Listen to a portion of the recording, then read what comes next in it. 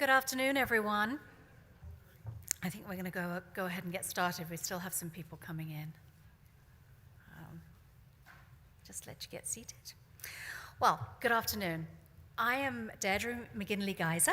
I am the Executive Director of American Institute for Cancer Research, and I could not be more delighted to say welcome to everyone joining us here in person and online. If you can believe it, it is exactly 2 years since the date when we should have had our 2020 conference. So we are just thrilled to be here, and we're thrilled that you're all with us. For everyone on social media, that's hashtag AICR22. Please use it. We're very happy to be here at the Lansdowne Resort. They have worked with us twice to rebook this event, and we're very grateful for their patience and tolerance working with us. And I hope you enjoy the beautiful surroundings, because we're here in this beautiful autumnal weather, so get some walks in. We are, of course, all living in a very different world now. And similarly, our conference experience is also different. So we're pleased to offer this event as a very rich hybrid conference for all our attendees, so no one has to miss out, whether they're here in person with us or whether they're joining us online through the streaming service. One key service that we've got today applies to all of us, whether you're here in person or online, and that is the app. This is your source of information for everything, so please download it and use it. It's got the program, it's got the speakers, participant list, the poster abstracts, very important, and much, much more. It's on the App Store, or you can download it from Google Play. Search for Swap Card and then AICR. So if you have any problems, please do ask any of the AICR staff to help you. On the app, I want to call out one particular area we would love you to visit. It's the Innovation Station. We're asking you for your most innovative ideas, thoughts, and concepts that may feature in the near to distant future to help us prevent and control cancer and its consequences. There is also a help desk on the app, so if you have any questions, please visit that. We have one sponsor that we're very delighted to welcome, 2020 Gene Systems. They have a table outside, so please take your time to say hello to them. For those of us in person, there's a printed program booklet. You should have got one of those at registration. The map on page 30 might be helpful in finding your way around, and there are plenty of AICR staff to help you if you have any other questions. There is one other housekeeping item I'd like to mention. As it's a hybrid meeting, we are striving for as much of a seamless experience as possible for our participants online, as well as for those of us in this room. So throughout the program, we've built in ample time for discussion and questions. We intend to alternate questions so that we take one at a time, question in the room and then a question from our online audience. So the panels will be moving through the discussion in that way. For the people in the room, we have microphones at either side, so please feel free to go up there and ask your questions. You will see an AICR staff member in that line from time to time, and that person will be sharing an online question with the audience. So they're there representing the virtual audience. So bear with us, please, as we try and make sure that we give everyone equal time to get their questions out there. We know we're going to have lots of stimulating discussion with everything that's going on. So I think the one thing that has not changed, that is a constant for us here at AICR, is the caliber of our outstanding program committee and the quality of the sessions and the speakers that they have thoughtfully put together for you over the next few days, as well as ensuring that the presentations are topical, they're diverse and provocative. The committee was also very thoughtful in putting together a program that represented everything that AICR does, where we've been, what we're doing now, and where we're going. And we're very grateful for that consideration. So it's now my great pleasure to get on to the main event and introduce you to the chairs of the committee, Dr. Karen Bazin-Enquist and Dr. Neil Iyengar. They both have extremely distinguished bios, which would take me a long time to read, but please do look them up in the program book and get acquainted with them if this is your first time meeting them. They have incredible careers and have been wonderful program chairs. We've really valued their leadership, as well as their staying power, because it did take some staying power over the last couple of years, reconvening and reconvening and reconvening. And we're very grateful for all your support in getting us here today. So please join me in welcoming Dr. Basin-Enquist and Dr. Iyengar to the podium.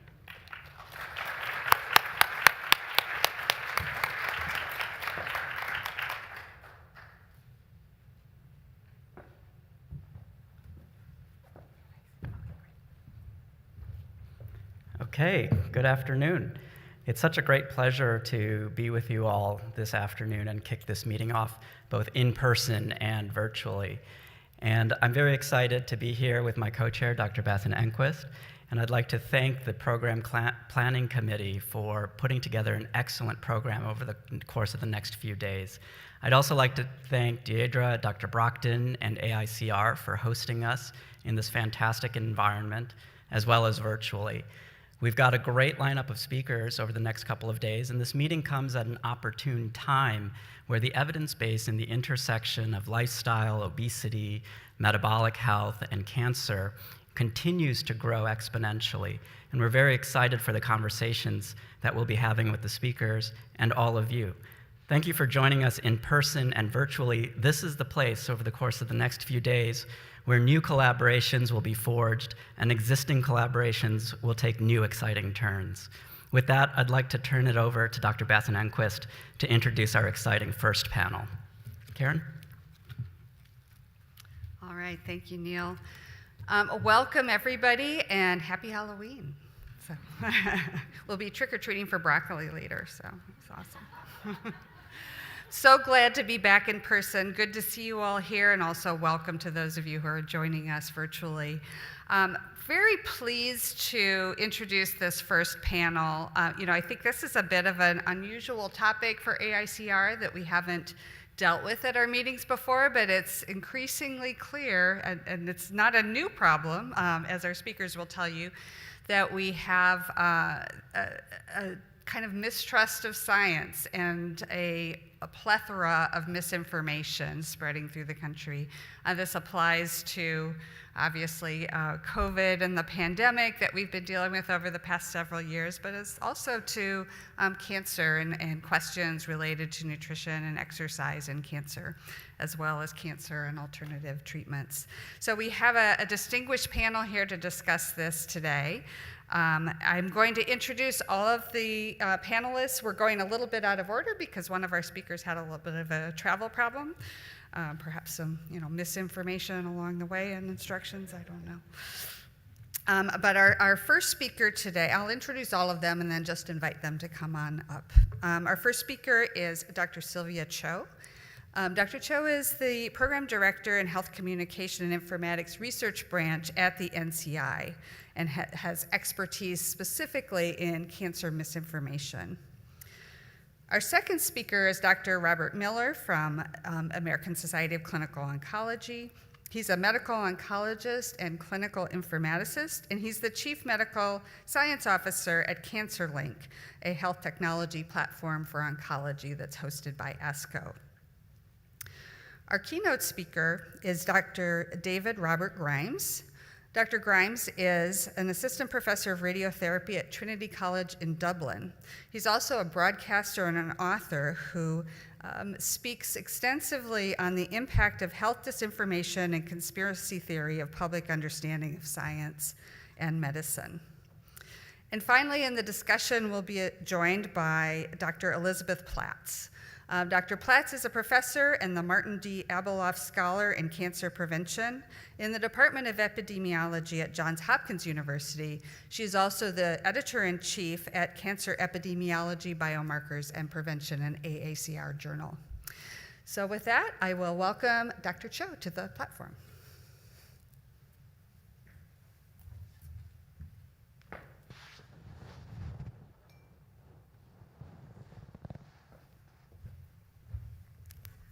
Good afternoon, everyone. It's a pleasure to be here, and I want to thank the organizers for highlighting the role of health information and health communication and thinking about this topic of misinformation for our plenary session.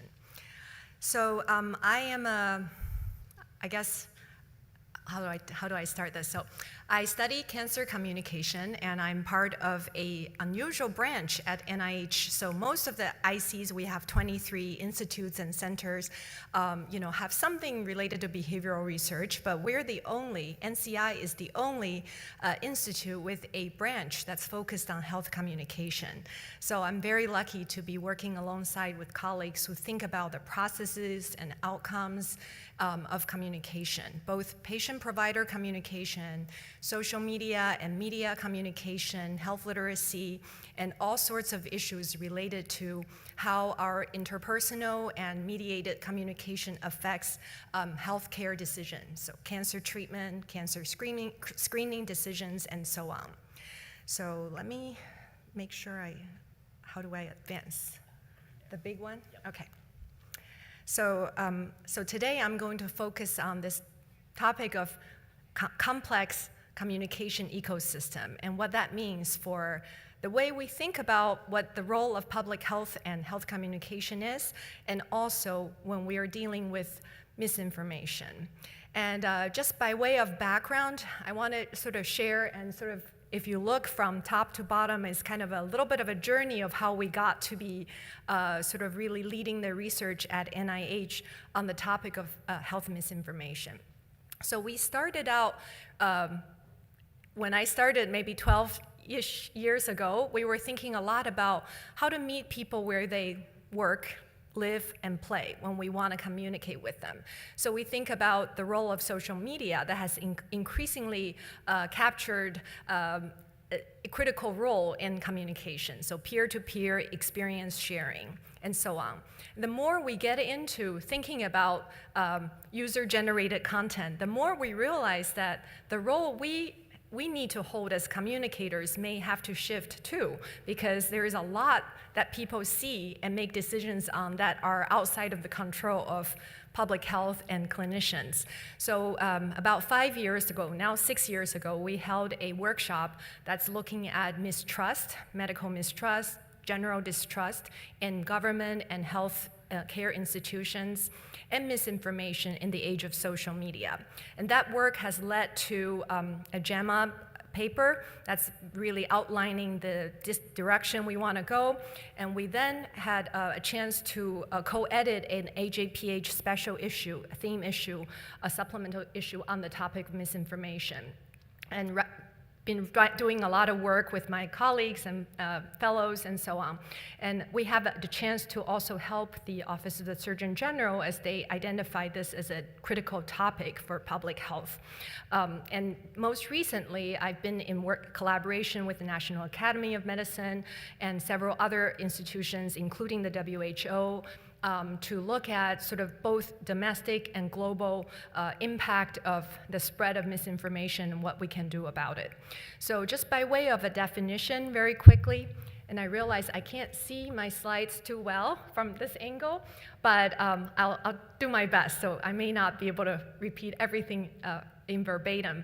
But we think about a health-related claim of fact that is false, inaccurate, or misleading. So we're really talking not about miscommunication or inadvertent, partial sharing of something. We're talking generally about untrue or false information that is contrary to the current scientific consensus.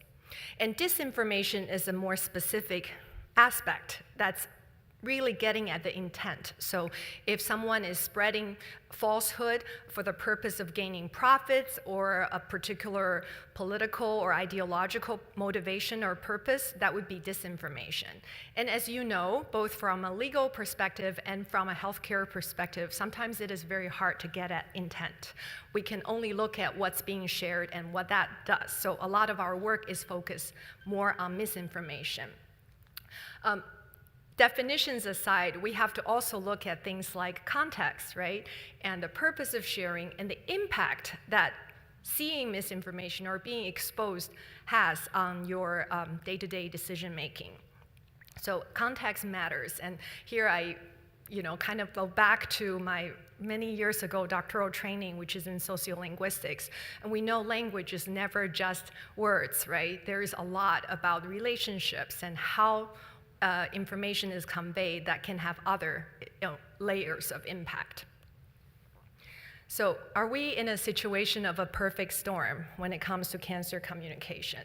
I like my very little, very not fancy rubric of thinking about, okay, if it's cancer misinformation, is it X causes cancer or X cures cancer? We've seen a lot of examples of different ways people have been talking about things related to cancer. Suffices to say that information about health and other topics is ubiquitous online. We also know that falsehoods tend to spread much faster than truths and garners emotional engagements and reactions. Just case in point, I inserted this because it happened just last week, right? There was a prominent cable news anchor that falsely accused the CDC of wanting to mandate COVID vaccine. It's not true, but it really quickly took over a lot of Twitter interactions.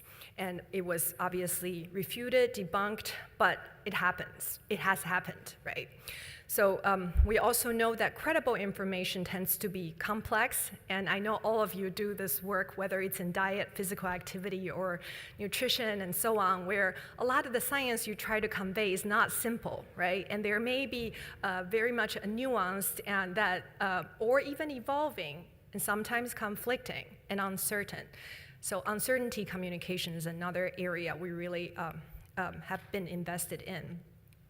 We also know that there is disinformation campaigns that's not just trying to spread falsehoods, but trying to get people to fight, essentially. So they will spread pro-vaccine and anti-vaccine information so that there seems to be a debate going on, when there maybe isn't so much of a debate. So I think that's very important to keep in mind, that it's not sometimes just the veracity of one statement, but an ecosystem that we're working with.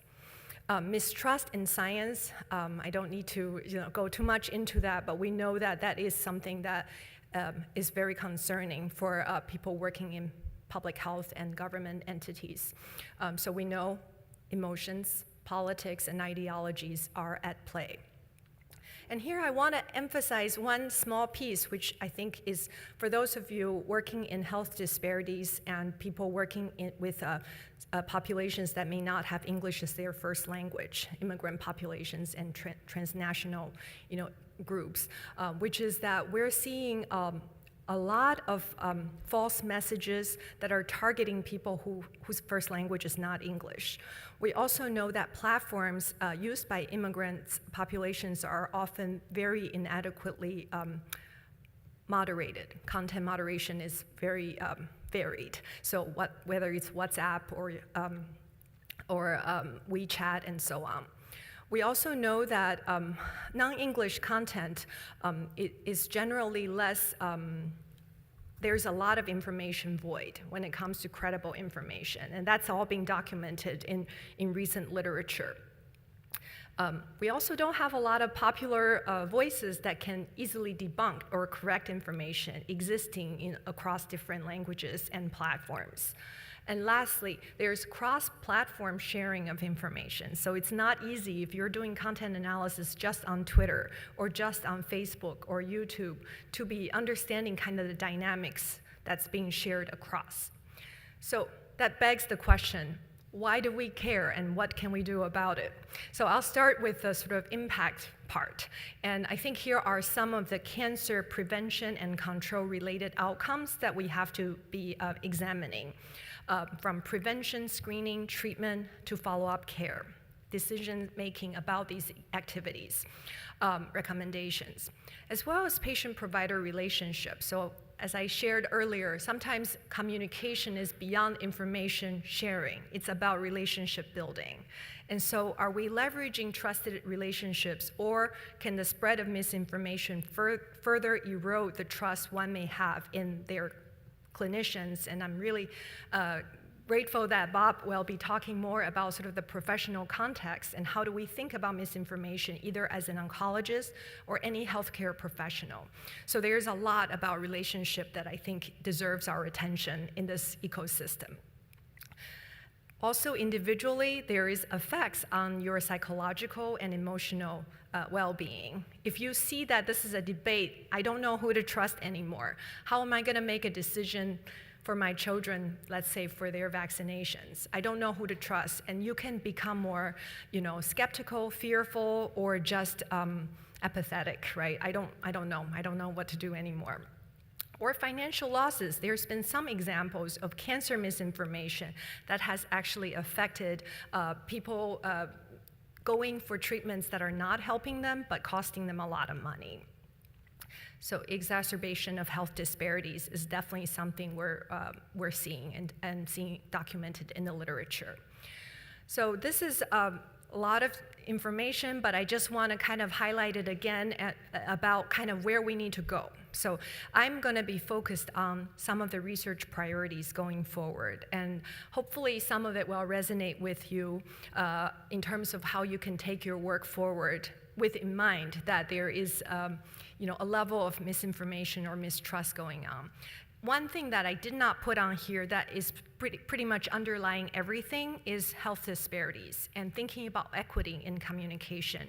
And you'll see that as I go through some examples that this is something that sort of vulnerability and sort of susceptibility to misinformation, I think has a lot to do with individuals' experiences and the information silos they may be living in. So we need to do a better job with surveillance work. And here I don't just mean quick data mining on what's going on about topic X on YouTube. I'm really thinking about sort of the information life cycle. How is information being shared? And what are some of the important concerns? One, and I will share, I think, is visual information and video-based information. I was just asked if we could be doing a little bit of Instagram Live. And that's an interesting idea, right? You take sometimes a picture or a video, and people can do different things with what they see. So I think that's a whole area of science that has been understudied. Secondly, and this is probably the most important, if you ask me, especially thinking about policy level impacts, is we need to understand the consequences of misinformation sharing.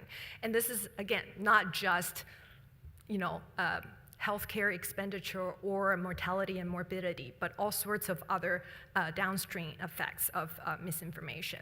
Thirdly, we need to think about psychological and individual level emotional, drivers, and how do we respond to those.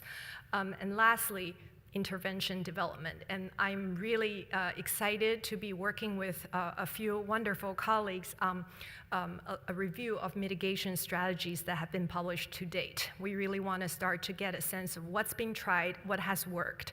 So what I'm going to do in the next 5 minutes is to just walk through a number of what I consider very innovative ideas for research on these areas. And so these are examples. So there could be many others, but I picked a few that I think you would find interesting.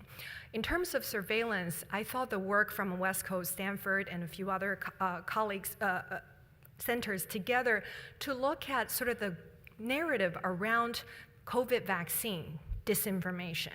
So they're not just looking at individual pieces of misinformation, but able to look at the sort of higher level narratives. So there's been actually documented what the authors call the full spectrum propaganda approach when it comes to COVID vaccine misinformation. And so there needs to be some response, right, in terms of platform policies and what do we do about it. So there's really common themes that are reiterated by different sources across different platforms that all fall into these larger, what they call themes and tropes.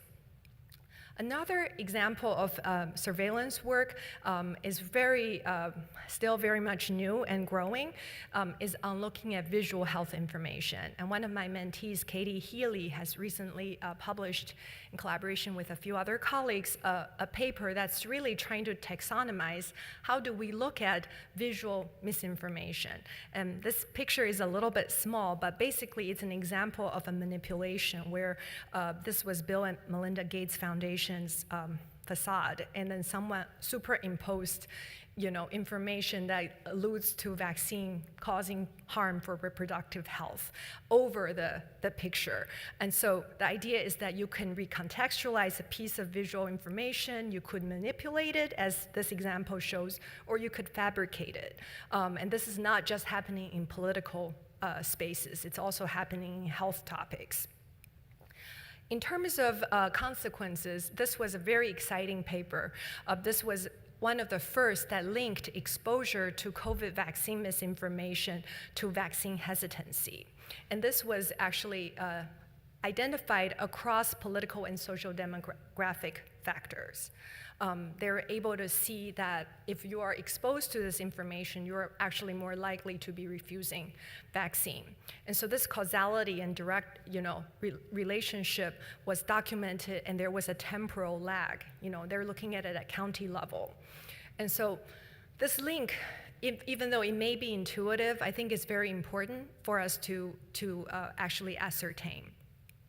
In terms of the psychological drivers, here are 3 studies, one looking at the role of values, and you may have heard of the Jonathan Haidt's moral foundation theory, looking at different components of the theory and how that's linked to vaccine hesitancy. Secondly, people who tend to be comfortable with doing deliberate, effortful, deliberative and reflective cognitive work tends to be less likely to be engaged in sorry, I got it off. But basically, if you're more thoughtful about cognitive decision making, you tend to be less likely to not follow, directions. So. Basically, I think we need to think about cognitive style as one area of knowing who you're working with when it comes to mitigation strategies. Lastly, this is a South Korean study looking at the role of emotion considering false claims. So in terms of mitigation strategies, mitigation strategies, we are thinking a lot about things like debunking, correction, but also other innovative ideas. And there's been a lot of really exciting literature on the area of debunking. And I think for the most part, they tend to work. They tend to work less well, though, in topics that have been entrenched, in terms of there's been a lot of debate. And the second little screen cap there is a study that my team at NCI has done.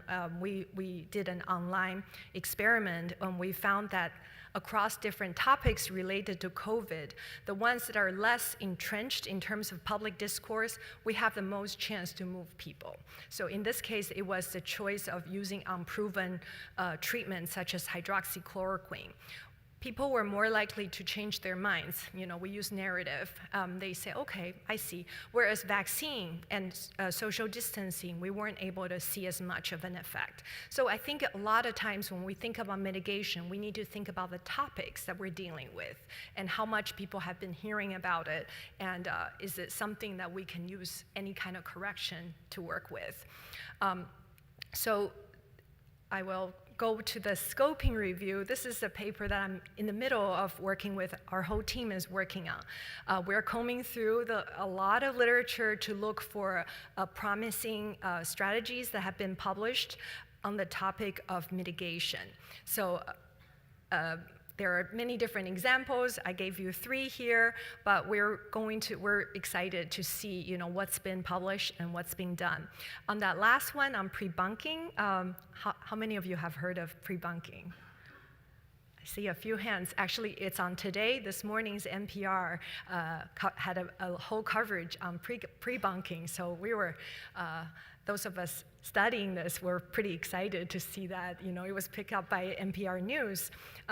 This idea of inoculating people, by helping them to see that there may be manipulation going on.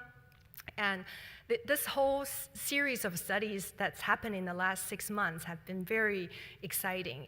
culminating to a YouTube ad intervention. So this is pretty much at scale, right? Trying to give people an ad that says, well, here are some common manipulation techniques. And they were able to see an effect of such, quick, very quick and short and relatively inexpensive interventions that's aiming to mitigate the harms of being exposure to misinformation. So if you're interested in pre-bunking, happy to talk more after the meeting. I think this is one of the exciting directions we could consider. So to close, I want to give a few takeaways, and I know Bob will get to some of the more, actual sort of personal and sort of professional experiences. But I think if you're working with whether it's patients or clients or communities that you serve, when there is a topic that has been affected by misinformation, you could think about a few things.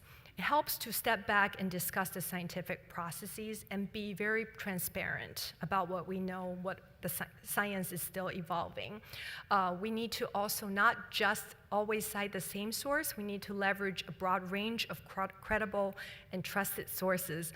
I've been asked this question a lot. Give me one example of when your intervention worked, when you're able to slow the spread of misinformation or change someone's mind. And I can't help but go back to relationships that I already personally have. So for example, if it's my parents' church group, Chinese-speaking, Taiwanese community, they want to know, should we do this and that, and they'll hear so-and-so's daughter who seem to know, a little bit about this. If I share it, they're more likely to say, okay, I can trust that source. So I think fundamentally, it's about relationship building, and we have to leverage trusted relationships instead of always thinking we have to build new ones or be very top-down with our messages. In terms of factors that can counter, we need to focus on countering misinformation themes and tropes rather than correcting each piece of misinformation.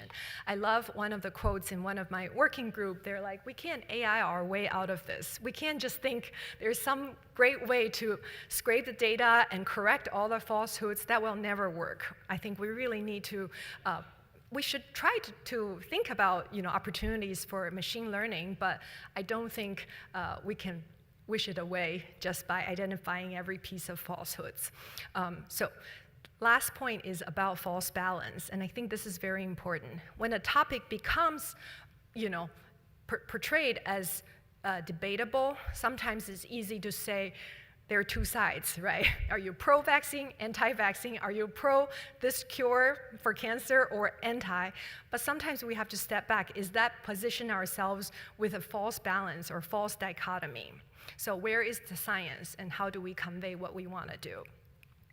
So here are two quotes from our leaders in the government. One was the White House Chief COVID response, Dr. Chou, who talked about how we got so much of the biological sciences right, and yet not the social sciences. And Dr. Collins, in more than a dozen interviews, lamented on how much our greatest discoveries fell through when people weren't believing in what we have to say and refusing to either get vaccinated or engage in certain behaviors. So I think it highlights the recognition of the importance of communication.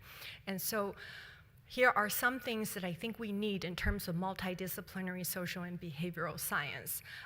We need to get outside of our disease topics per se, so whether it's cancer prevention, it's diabetes, it's any particular issue, to look at some of the overarching trans disease, considerations.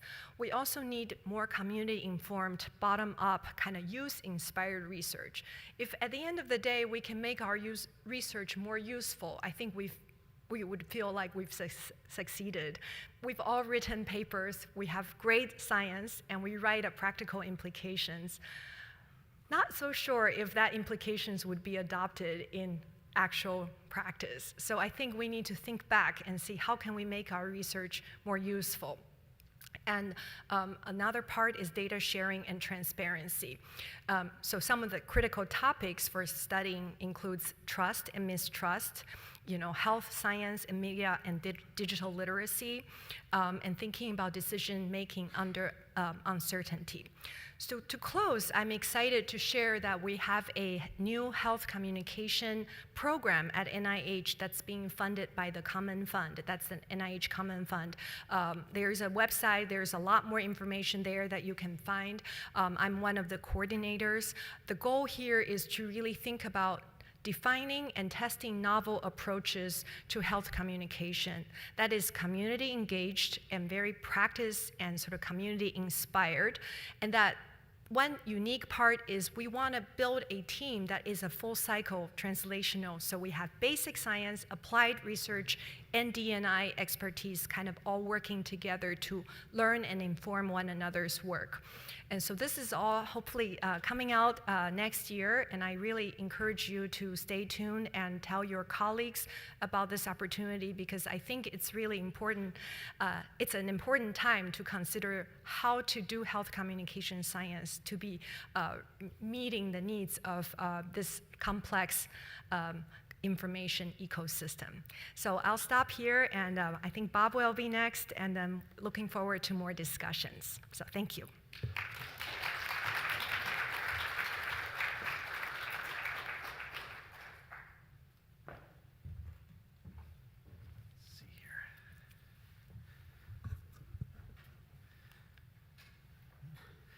Good afternoon, and thank you so much to the organizers for inviting me to speak. It's a real honor to collaborate again with my colleague Sylvia Chou from NCI. I'm going to be sharing the perspective of a clinician in combating misinformation, and I'm going to talk a little bit out of sort of what my day job is. I am the Chief Medical Science Officer at ASCO Cancer Link, and I spend my days now working in cancer data and health technology, so some of this reflects my prior work as a clinician. Just a couple of quick disclosures. I am an employee of ASCO. My content does not represent the opinion of ASCO, no other financial disclosures or anything off-label. So I did want to call out and commend AICR as an organization for the authoritative information that you have on your own website that speaks to the topic of information about cancer prevention and healthy survivorship. I think certainly every organization should have these kind of web pages and these kind of efforts as scientists and clinical organizations to do this. So again, kudos to you guys for putting this out there. I maybe not so cleverly put QR codes on slides with URLs. I think you're all going to get the slides anyway, so if anyone wants to hold up their camera and take the picture of it and get the link, I guess that's something cool to do these days. That's what the kids tell me. So I'm going to share two frameworks from an oncologist's perspective, both as a clinician treating individual patients, so one-on-one, but then more broadly as a clinician or clinician scientist using social media, which was a particular interest of mine a few years ago. So as an individual oncologist, oncology clinician, I think there's many opportunities that we have that, quite frankly, we miss in the crush of busyness of clinical care to impact this problem. And I think, first and foremost, I think attention needs to be paid to recognizing that this is a challenge for many of our patients. We simply have to ask them where they get health information from about their diagnosis and about topics that may be not top of mind in an initial oncology visit, about sexuality, about finances, about nutrition, and so forth. And I think we have to document this in the EHR so we don't forget. I mean, people get information from different places, and I think as we see a patient over and over again, it's important to sort of contextualize what their information gathering challenges are or techniques are for their clinical care, and something to remind you. I think we have to proactively ask people about the hot topics of the day when it comes to cancer misinformation. These are often tied in with the concerns of survival or side effects of therapy or impact on family, genetic cancer risk, and so forth. And again, I think in the context of the clinical visit, there are many opportunities to do this. I recognize how incredibly full the clinical visit is, so it is not lightly that I say these things, but I think there are downstream benefits. Moreover, I think we need to be empathetic to patients when they share information with us in the exam room that is something that is a source of misinformation, that we should, rather than being defensive or dismissive, we should commend them on their engagement. We should be empathetic with where they got this information from and that they are being proactive in terms of information gathering. And I think, and Sylvia spoke to this a little bit, I think we need to start to educate patients more one-off about common strategies and the financial incentives of the misinformation purveyors out there. I think it's not as obvious to many of our patients as we assume it is to some of us. It's important to try to share what some call an information prescription to high-quality online information. ASCO has had the cancer.net website, a patient information website, for almost over 20 years now. Of course, the American Cancer Society, the NCI, cancer.org, cancer.net, cancer.gov, and the AICR site are good sources of information for this. And I think one place, this is a little tip for clinicians, one place to do this is to put this into the after-visit summary. Now, those of you who are EPIC survivors in the room like I am may recognize the SMART phrase, but simply this is a tool that it's sometimes called a dot phrase, but it's a macro. It's a way of pasting in a block of text. I think we all get these 5-page after-visit summaries from our doctors, most of which just recapitulate things that you knew already. But what a teachable moment to be able to use that space by putting in a few macros about specific pieces of cancer education. Health literacy is, of course, another whole topic in and of itself, but I think that we do have, again, one-off opportunities when we encounter patients to speak to some of the challenges and understand ways to sort of foster the idea of randomized trials and the fact that there isn't a certain attractiveness of cures and interventions that are more hyped. And I think we can do this in the exam room context. And finally, this is a little broader than individual patients. I think as clinicians, we have an opportunity to educate our trainees to try to identify the hallmarks of misinformation that they will encounter in practice. I know no one certainly did this for me, 30 years ago, and I dare say it's probably not very common in oncology fellowships and medical residency programs now. But I think there is a time early in the medical education process to emphasize that it's really every clinician's responsibility to participate in the dissemination of reliable health information. So back about 10, 8 years ago, I was giving talks about technology and health information. I spoke about these three digital revolutions of the internet, of wireless connectivity, and social networking. This was around 2012 or so. But if you think about it, there probably few things have impacted the ability for patients to engage in their care and have democratized the access to medical information like these things. Those of us of a certain age can remember when there was no such thing as Medline access to the National Library of Medicine for everyone. I remember when I was in school, you had to have a medical librarian do literature searches for you, or then you had to pay for something called Grateful Med, which was an annual charge of something like $100 or whatever to be able to access the journals. Now our patients have access to much of the same information that we do. But more importantly, the extension is that our patients have been online for a long time, and they expect us to be there too. I want to be clear, I'm not just talking about answering the EPIC in-basket or responding to the patient portal. We recognize that that's part of care today, but I think a certain visibility is growing as an expectation for clinicians these days.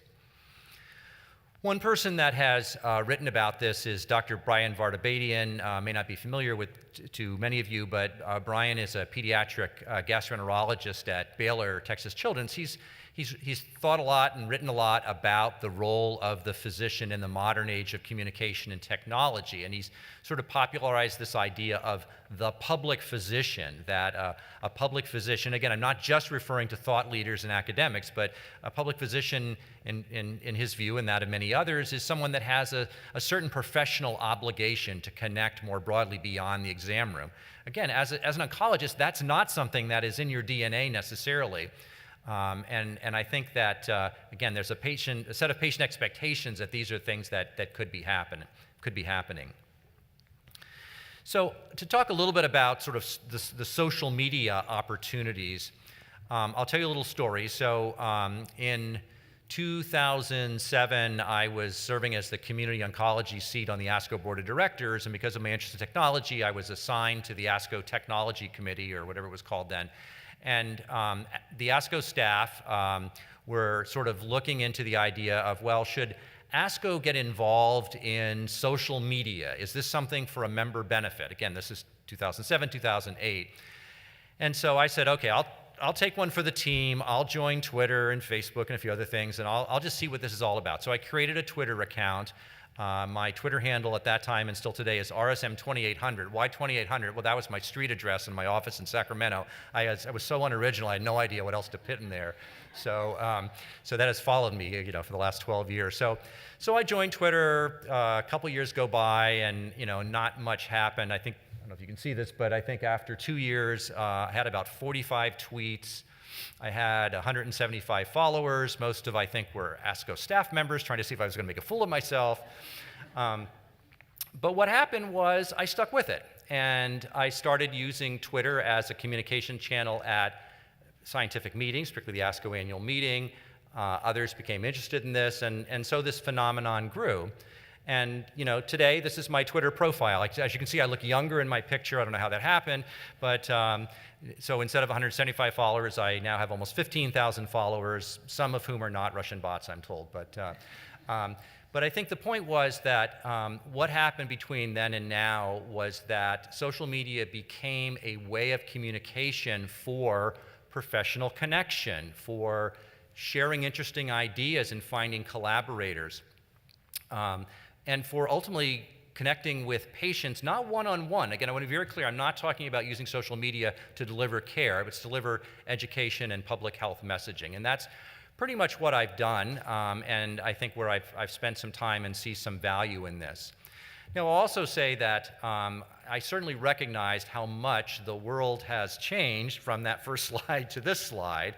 When I did the first slide, the world's richest man didn't own Twitter, right? And the most challenging thing about Twitter, the most controversial thing about Twitter was, what was it, Ellen DeGeneres' picture of the 2014 Oscars of the selfie with Bradley Cooper. I think that there's a whole new world now where this is hardly a phenomenon that's not touched every aspect of society. Nonetheless, I maintain, and I'll talk about some specific examples, there are ways for clinicians to be productive and effective using social media.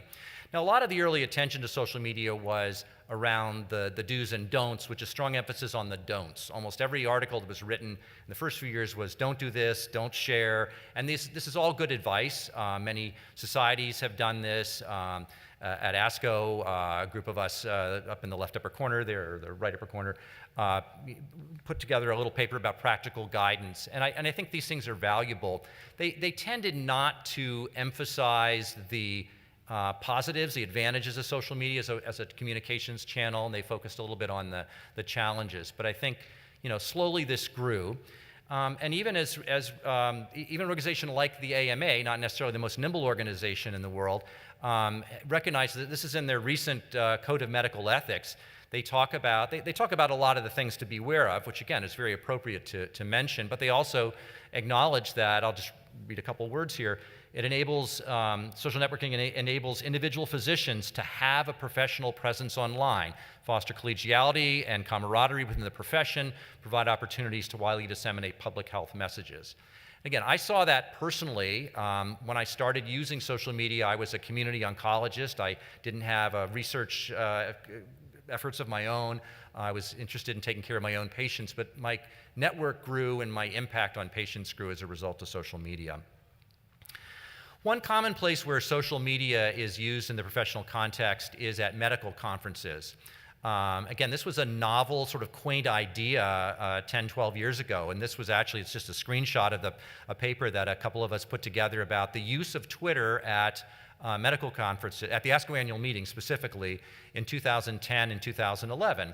And what we really show, the paper is more for historical reference now, but I think we found there were a total of 14, count them, physicians that used Twitter at the 2010 ASCO annual meeting, and then it rocketed up to 34 physicians at the 2011 ASCO annual meeting.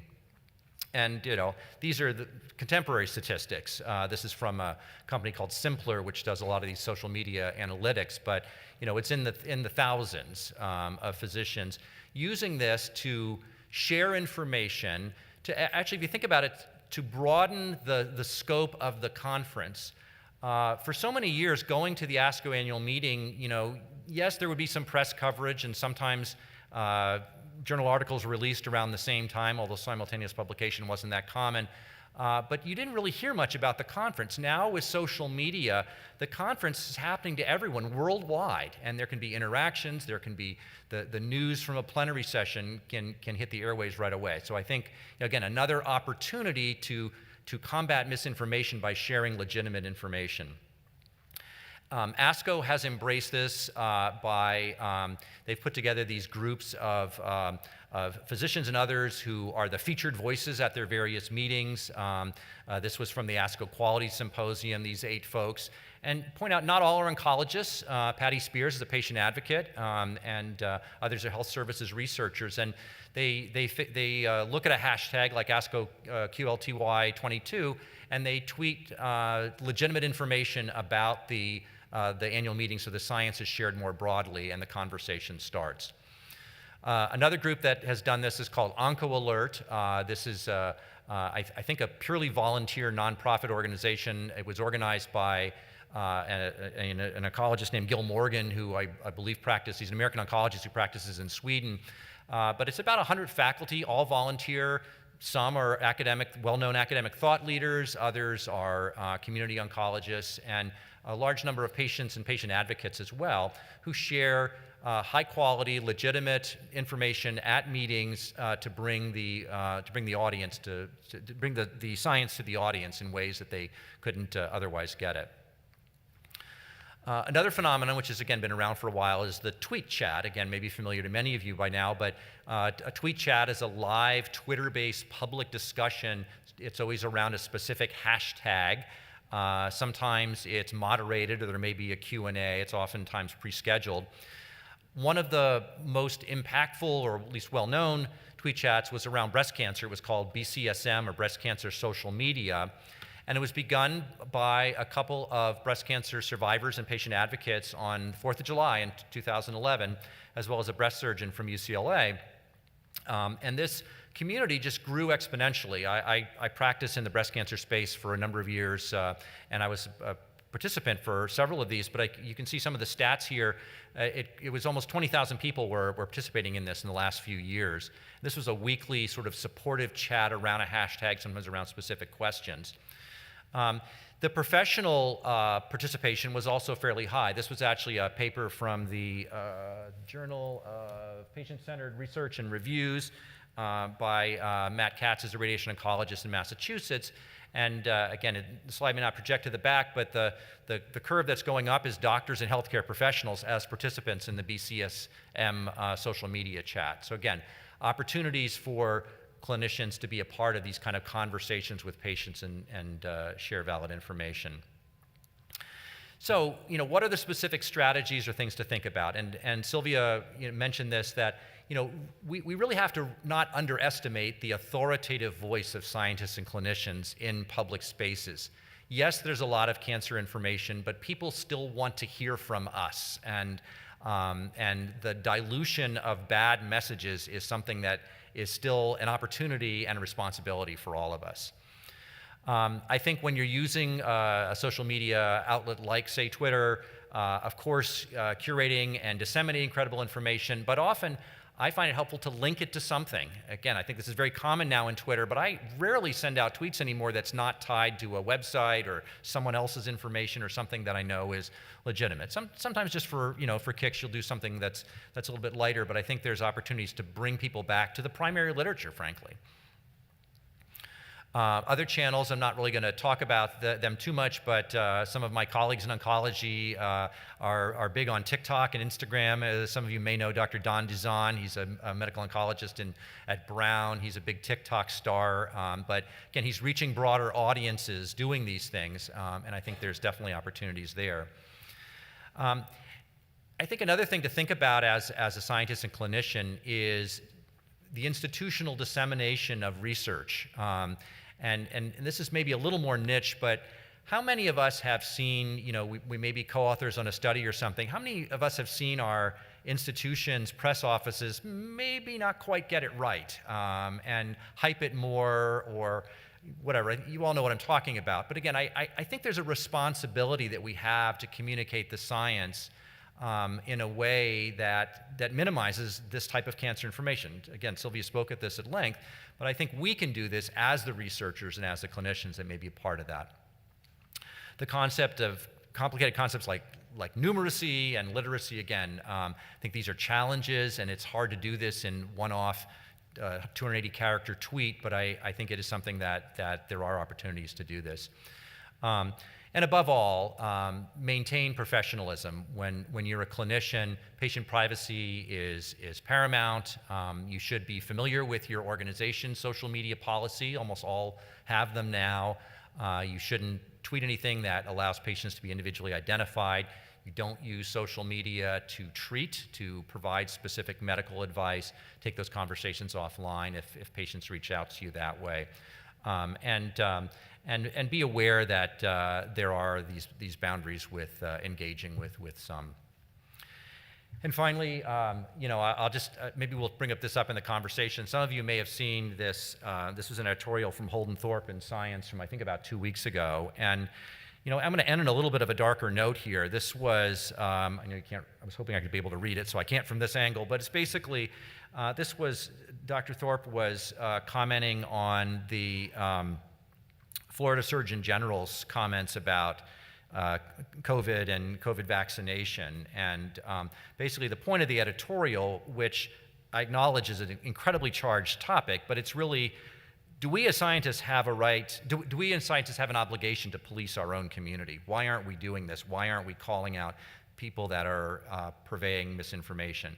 Now, I saw a little bit of the online response to this. Some people called out science and others for wading into a political battle. I'm certainly not going to try to take sides on that one, but I think we have to address this. There are, unfortunately, those among us in our community that peddle in some of these things that I think we can easily identify, and there's a lot grayer areas, but I think we have to be aware that there is some obligation there, at least to be considered that. So with that, I'll say thank you very much for the discussion.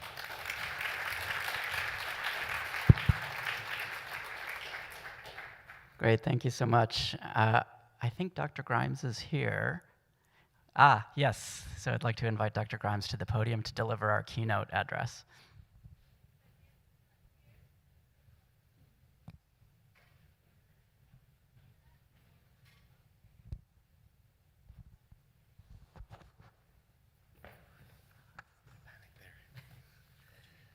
So, I'll check I'll be heard all right here. I'm relatively loud, so if I need to speak up, do please let me know. Turns out that Lynchburg, Virginia and Leesburg, Virginia are very far away from each other. So I thought I'd arrived in a lot of time at about noon today until I checked my Uber and realized it was 178 miles away. But look, I'm here, and thank you very much for accommodating. It turns out I don't know my Virginian geography at all. I'm going to blame Amtrak's website for autocorrecting there. But I'm going to talk a little bit today. I'm going to follow on. There's been great themes raised already. It's been nice to be able to hear the other talks first so I can steal all the good bits and pretend they're my idea. But I'm just going to talk about a lot and build on some of those ideas. And again, maybe not in as much detail as some people who've done a lot of research on this before. So let's see if I can make the clicker work. There's always a moment of truth. Can I make it go forward?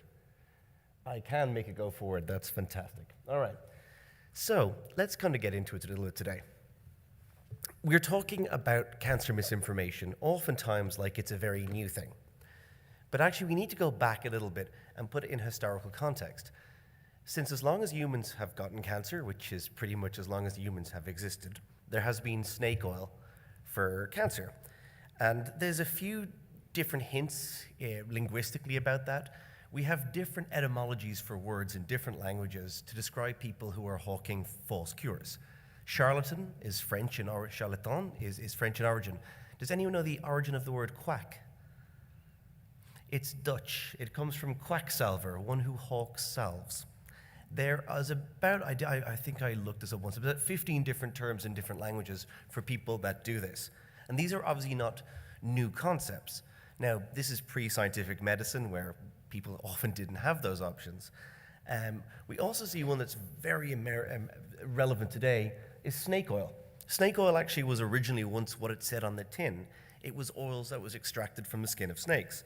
And the idea was that when they were building the transcontinental railway across America, not the one I got today, they would squeeze the snakes out and they'd watch Chinese rail workers do this for their aches and pains. And a particularly entrepreneurial young American, Stanley Clark, decided that he would make up a great backstory for this and sell it. And he made a killing doing this for years until a Society of Chemists, who were the precursor of the FDA in 1906, actually tested his elixir, and it turns out it was mainly turpentine and mineral oil. So, again, he got fined a hefty $16 for that, which at the time was a huge amount of money. We haven't come much on since. So in the early 20th century, we had the radium craze.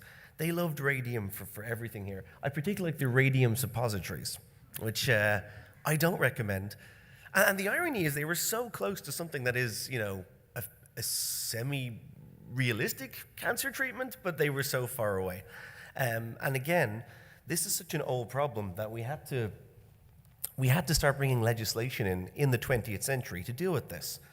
So the most famous example that I can think of is the 1939 Cancer Act in the UK.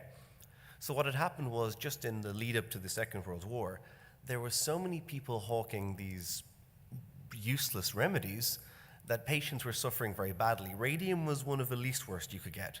You could get a lot of very toxic ointments, which killed a lot of people in London, and it forced the UK government to bring in legislation.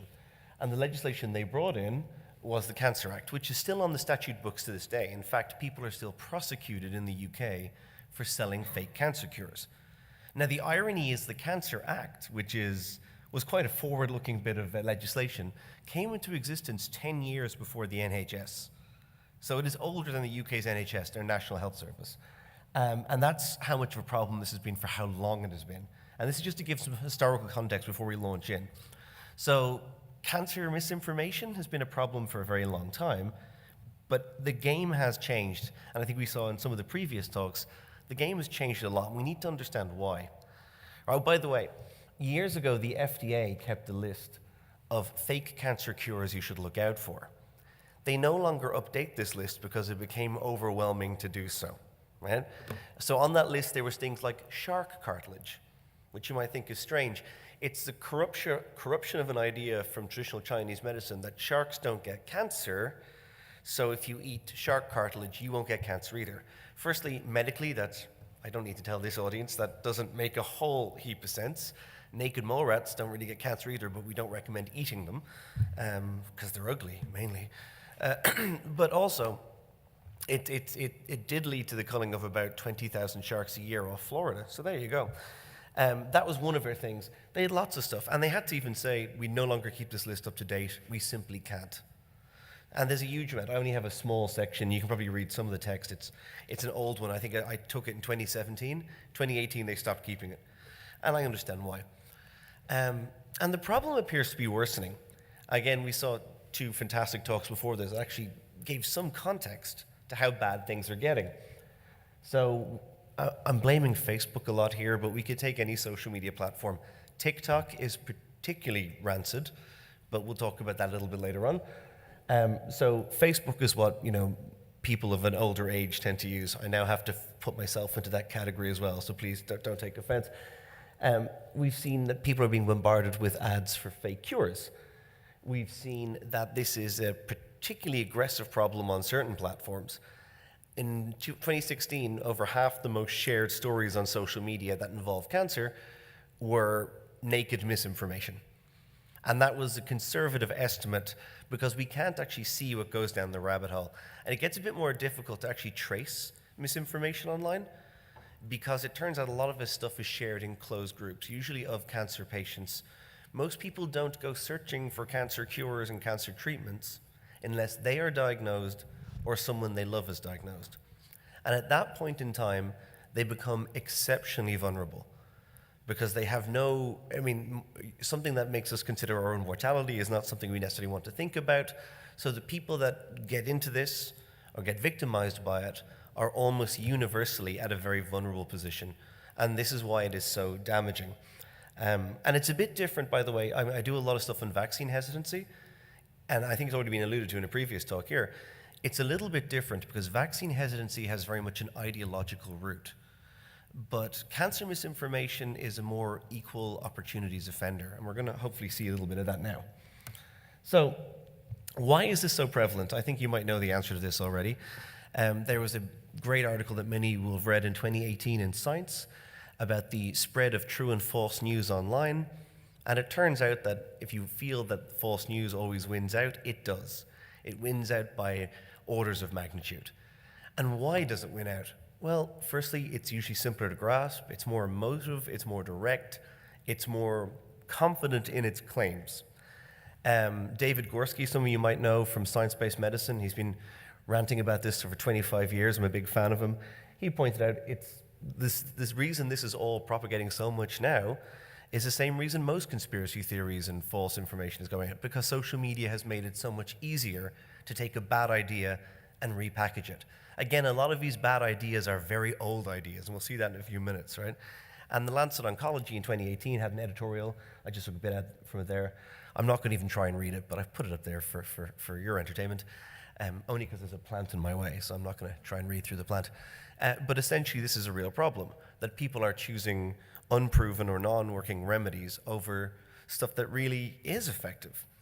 And that's particularly bad, we'll see in a few minutes, in the modern era, because we have never had better survival against cancer. We've never had people living longer with cancer.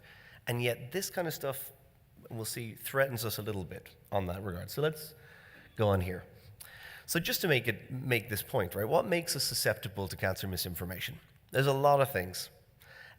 Firstly, people who are exposed to it are already vulnerable. They may not have a background in it. Cancer is a very poorly understood disease,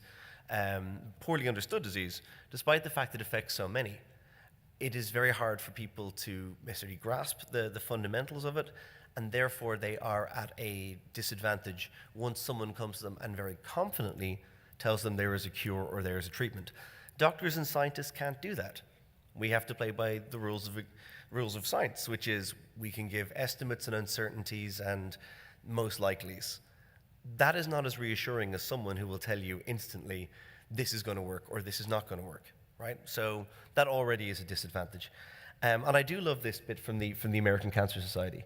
The figures are really good. I mean, if you think about it, the progress that's been made in previous years, and there's a lot of different things in those figures. I mean, I'm pretty sure lung cancer deaths have gone way down due to early detecting and lower smoking rates. But these figures are really, really good, which means our susceptibility is an interesting concurrent problem. So there's a few things that get people confused about this. And I can see where the misunderstandings arise. I give this question to my students sometimes when I'm teaching them statistics. And I show them this graph. Now, it's an old graph from Cancer Research UK, but the trend is correct. Year on year, cancer rates are going up. And I ask my students, what's going on there?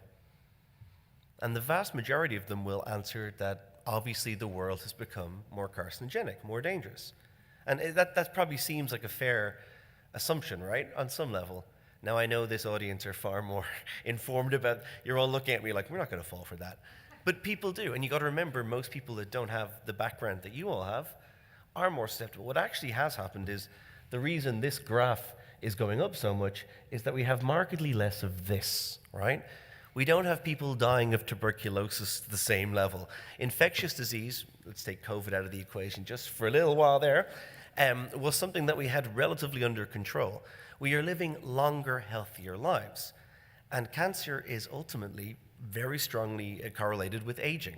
The more times we cause genetic insult to ourselves or get exposed to something, the higher our cumulative probability of developing what eventually becomes a cancer. So perversely, that graph that I showed you back there, if I can do it, is perversely a symptom of improved societal health. But it is entirely understandable that that is not how people take that. So if you go online and someone shows you this graph and says the world is becoming more cancerous because of whatever, fluoride in the water, whatever else, this graph can be repurposed by people that have an agenda.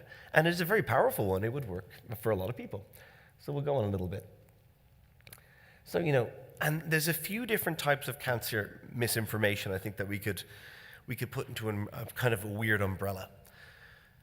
I've been alluding to the false cure type, and I think we've talked about that a little bit, but there's also the weaponized type. Cancer scares people. It is something that reminds us of our own potential to die. It is inherently a scary thing, so it can be very easily weaponized. If you want to put something down, or if you have an ideological opposition to something, if you can associate it with cancer, if you're a dishonest actor, that is to your advantage. A classic example, I'm trying to stay away from vaccines so much, but I'm going to just bring a tiny bit in there for a second. Both the HPV vaccine and the COVID vaccine, there was a subset of the misinformation around those vaccines that claimed it could cause cancer. Because it was, now of course this is absolutely false, and in the case of HPV, the HPV vaccine prevents some cervical cancers. But the idea was that was enough to scare people because cancer itself is a scary concept. So weaponized disinformation using cancer as the punchline almost is one type. So bad actors have long recognized this. The classic example you'll probably remember is this one. Now, this is an interesting subgroup to deal with, and I've had my run-ins with them over the years. The 5G group are very interesting. It's very rare that a technology, telecoms, industry substandard creates so much passionate feeling about this. But if you remember at the beginning of the pandemic, there was over 174 arson attacks on 5G towers in the Western world because there was a false conception that COVID was somehow connected to 5G. I'm not going to explain for this audience how that is absolutely crazy. But it is. But it wasn't even original. They'd actually used a similar thing before, and they'd also used it connecting it to cancer. They have an ideological opposition to wireless communications, and that's whatever that is. But being able to append that to cancer, and you see this woman here holding the placard, 5G equals cancer, it's a fact. Because if you put an exclamation mark at the end of something, it makes it true. And that's where is the consent who was protecting us? And this was a really, really common problem. I was writing about this in 2018, and colleagues of mine were writing about this in 2012 on different Wi-Fi standards. The idea that you can link this to cancer is really, really dangerous because it scares people. And even to this day, that is one of the most common emails I get from people going, I'm just a bit scared about this technology because I've read this. So if you can do that, it's very effective. And by the way, it's very hard to disabuse this notion when it's been put in. Just to give you some examples, we know, by the way, the 5G link to cancer, that there's none, and we have different reasons for why we think that. Here's just some articles in the last few years. There's one from the FDA that looked at all that data from the last, about 20 years going back. Health Physics, the IRCNEP guidelines from 2020, and I did a review on it for JAMA Oncology last year, and I haven't stopped getting hate mail over it in a very long time. But that itself is telling of something. That is telling of an ideological position. So this is the co-opting of something, of cancer, to buttress an ideological position. That is one type of cancer misinformation. It's a weaponization of cancer to scare people. That's one type. That is a subtype, but I think the more common one we're talking about today is going to be more the false cures, false causes. And I think I'll get into that now a little bit. There's a few psychological factors, by the way, and I know the first talk, there was some excellent allusions to them here, so I'm not going to embarrass myself by trying to come up with my first principles. But we have to be aware that there are different factors pulling people towards or away from this stuff, right? So if we look at some of the psychological effects, we have cognitive drivers. We have failures in our cognition that make us vulnerable. And some of these include, say, lack of analytical thought. So say we go for our intuitive, our gut feeling. That is a default, a heuristic that we often go for, but it can mislead us on that. Cognitive failures to identify problems with your sources, and the illusory truth effect. Now, the illusory truth effect is interesting. It is the idea that repeated exposure to a falsehood will make you more liable to accept it, even if you know on an intellectual level that it is false. We've seen this in a lot, and I keep trying to stay away from vaccines, but they always come back in somewhere. And we see this with anti-vaccine disinformation, that people can be exposed to it, and even if they know it on an intellectual level to be false, if they are constantly bombarded with it, they get far more likely to become accepting of it. And that is kind of a worrying thing, that our own psychology can be circumvented a little bit by mere repetition. We also know that we have socio-affective drivers. We have source cues. Is someone that we respect or admire or someone admirable showing off this or recommending this? We're very social as a species. We tend to follow the cues of others. Most people aren't going to necessarily read all the up-to-date, cutting-edge science. They're going to go with what most people they know and respect do. And that has a huge peer influence on what people choose to pursue. Emotions, how does it make you feel?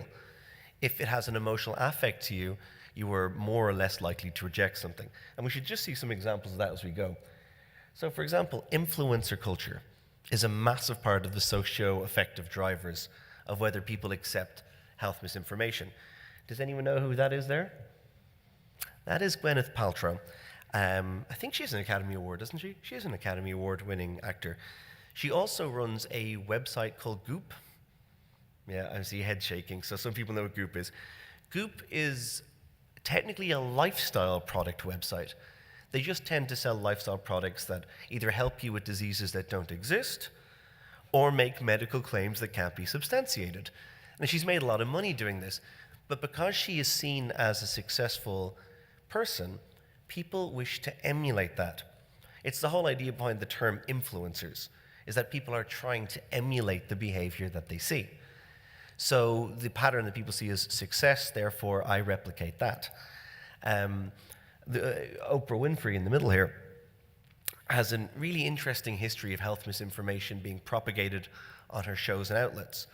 Over the years, when she ran her very successful television show, she had a bit of a penchant for giving platforms to figures that would later go to spout very dangerous health misinformation.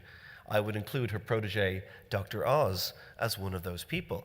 I'm sure there's no love lost for him in this room. But again, is probably the physician who gets the most attention in the world. I mean, how do we measure that exactly these days? That's a more technical problem.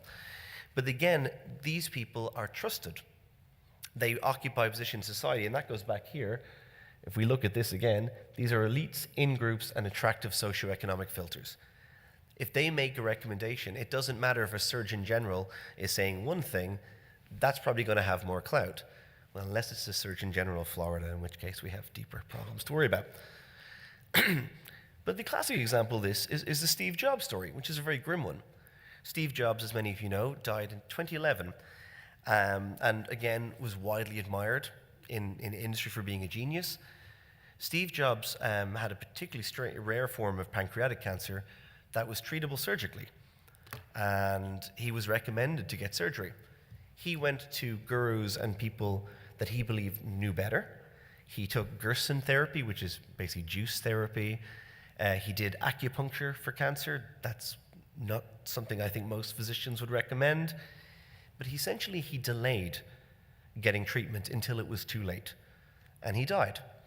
Now, the reason that's a grim story in several ways is that that story, if you look now and you follow that, his story has been respun by a lot of alt medicine websites as a good one, as something that people should do. And they seem to have just cut out the grim conclusion. That is not uncommon, as we'll see in a little bit. So, I mean, again, you get conflation of concepts as well. Again, cancer is confusing, and a lot of the terms are easy to conflate. So that's a cognitive thing where you get mixed up on different ideas. This is a classic one here. I'm sure people, how many people here are clinicians? And have you ever been asked about cannabis for cancer? Yeah. So this is something super common, and even as a cancer scientist, I'm asked this all the time. And if you go online and you look up cures for cancer, this is like one of the top 5 that comes up year on, year out, right? And you'll see things like this, and this is obviously all wrong. I just picked these up randomly on a Google search the other day. But I love this, even this one here even says, Google it, because that is the best way to get medical advice, isn't it? Fantastic, just Google it. Who needs doctors, man? But here's the thing about it. When you ask them and you push them to the line on it, they will tell you, well, I read that THC, the psychoactive component in cannabis, it'll kill cancer cells in a petri dish. And that's true, it will. So will bleach. So will sneezing on them. So will accidentally putting the incubator at 36.8 degrees instead of 37. So will water. It turns out that it's very easy to kill cancer cells in a petri dish. What it's very difficult to do is kill cancer cells in a person without killing the person, which is the kind of basic requirement of all effective chemotherapeutic agents. And this is a thing, that it's a fact out of context. They have this one fact, THC cures cancer. And that's what they have, and they run with that. And there's examples of this as well where it goes on and on. One of the biggest things, if you look this up as well, you will see a very inspiring story of a guy called David Dilbert, who was a guy in the UK who was diagnosed with terminal cancer at 34, and he gave up all his therapies, all his options, and he cured himself with cancer. And they will use that story and it'll be shared. And if you actually follow up what happened, he died 4 months later of the same cancer. That's the bit they leave out. That's the selectiveness of misinformation. They will give you the bit of a story that chimes with the narrative they're trying to sell, but they'll leave out the other things. And this, by the way, it's a really grim thing you can do if you're feeling a bit morbid. If you find all these miracle stories and then you go and look up obituaries afterwards, I did this once. It was really grim. A lot of the big stories that are shared on the alternative medicine scene don't end well, but that's the bit they leave out. And that's selective so this is kind of malinformation. It is taking information out of context and cherry-picking the bits you want someone to see. So I think we have to be very cautious of that when we read these anecdotes online. And this, by the way, is something, you might have seen this paper. This is Skylar Johnson's group, JAM Oncology, a few years ago. And one of the reasons this really gets to me is that I'm often asked, and I feel like I'm disparaging complementary medicine, and I kind of am, right? But I'll get into that a little bit later on. People go, what's the harm of this stuff? Well, we know that patients who use this over time, instead of just conventional medicine, have twice the hazard ratio of dying over the same period of time as those that don't. And why is that? Well, because they either delay their conventional treatment or reject it or don't take it to the same level of seriousness that maybe they should. So this actually harms people, and this kind of nonsense I do a lot of work with patient groups and advocacy groups, and I have come across patients who've stopped, say, chemo because they're afraid of side effects, and they're told, you go on to cannabis and you won't have any side effects, and then by the time they come back, their once curable disease is no longer curable. So this does real damage, and it's very hard to quantify how much damage it does. We don't have any clear metrics, and that's a huge frustration. This XKCD cartoon I love, by the way, is when you see a claim that a common drug or vitamin kills cancer cells in a petri dish. Remember, so does a handgun. I'm not actually sure a handgun would kill them in a petri dish, but let's say with it. Let's go with it. The sentiment is right. And by the way, again, just to clarify this, alternative medicine, broadly defined, and there is different definitions, is that which has not been proven or has been scientifically tested and not found to work. It's sometimes used as complementary medicine, which is the idea that you use this alongside your conventional medicine rather than as an alternative to it. It's a bit of an arbitrary distinction. They're both used interchangeably, but you'll see CAM, complementary alternative medicine, used as kind of a catch-all. And about 51% of oncology patients take some form of CAM. Now, they might take something like homeopathy, which on its own is probably not going to do anything. But the good news is it's probably not going to do anything negative either. And this is something where a lot of these ideas get conflated because there's an idea in CAM medicine that disease is psychological, that it's a very vitalistic theory, that your life force is out of whack. And this can be problematic. This can lead to victim blaming as well. So I've had talked to a lot of patients who basically been told that their life balance, whatever that means, is out of line, and that's why they got cancer. And that's a nice, simple narrative, but it's totally untrue. There's no justice or logic to how and why cancer affects people. It's largely a case of bad luck. And yet these narratives can actually be quite damaging for that reason. And a lot of these stranger ideas come out of this field. And again, if you want to see extreme examples of that, these are just headlines from a few years ago. A dying officer who was treating her cancer for baking soda. A Chinese actress who, again, relied on alternative medicine to get cancer treatment and died. And Steve Jobs would be another example there. And this is where the logical conclusion of this stuff is. That if people follow this misinformation to its horrible conclusion, that patients unnecessarily suffer. And it's worth breaking down some of these because where did they come from? And that's really important.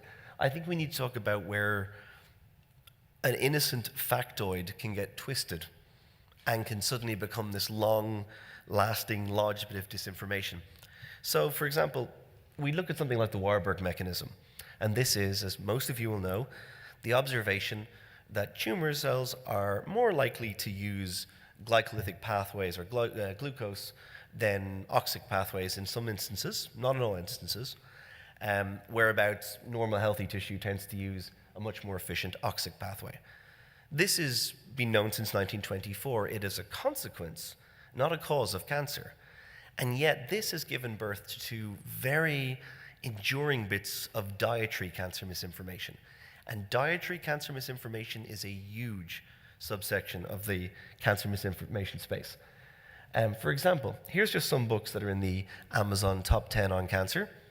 How to Starve Your Cancer, Starve Cancer, and Stop Feeding Your Cancer. And what is the rationale behind these books? They are all basically the same argument. They claim that if you stop consuming as much glucose, you won't be able to feed your cancer and the cancer will die, which is great logic, except that all of your cells need glucose. It's vital. Also, you can't selectively choose where that glucose goes. And they usually put this in the form of carbs. They turn glucose into carbs, which is way too much of a simplification, given that virtually everything we eat is converted to glucose. So that grain of a misunderstanding is the idea that, well, if we just stop the glucose, we can starve the cancer. That is not true. And it's extremely damaging for patients, because any of the clinicians here will know what you do not want patients doing is taking on a restrictive diet and losing weight unnecessarily. This is a real problem, by the way, in Ireland a few years ago. We had a problem that two celebrity chefs released a book called The Ketogenic Kitchen, where they basically said they had both cured their own cancers with the ketogenic diet. The ketogenic diet, as most of you will know, is a low-carb diet. And they were telling other patients to do this. The only problem is that the Irish Nutrition and Dietetics Association came out against this very strongly, saying the last thing we want to do is to be telling patients who are ill with cancer that they should be on a restrictive diet. So there was a huge hoo-ha about this in the Irish press, and eventually the book was, or the advertisements for the books were taken off the market, because we can regulate ads in Ireland, but we can't regulate the product. So that was a strange conclusion we came to. But this kind of stuff does lasting harm, because people don't know. They see, again, you see two, kind of aspirational figures who are famous people telling you this is how they cured their cancer. What they didn't mention is they all got the normal conventional treatments as well. That bit was conveniently left out of the narrative. Often happens with that kind of stuff. And again, you had patients who trusted these figures going alongside it. It also gives rise to this amazing misconception, the alkaline diet. And you might have come across this one. The alkaline diet is the idea that you shouldn't eat acidic foods because they encourage cancer, but if you eat very alkaline foods, that's going to be fine, you're not going to get cancer.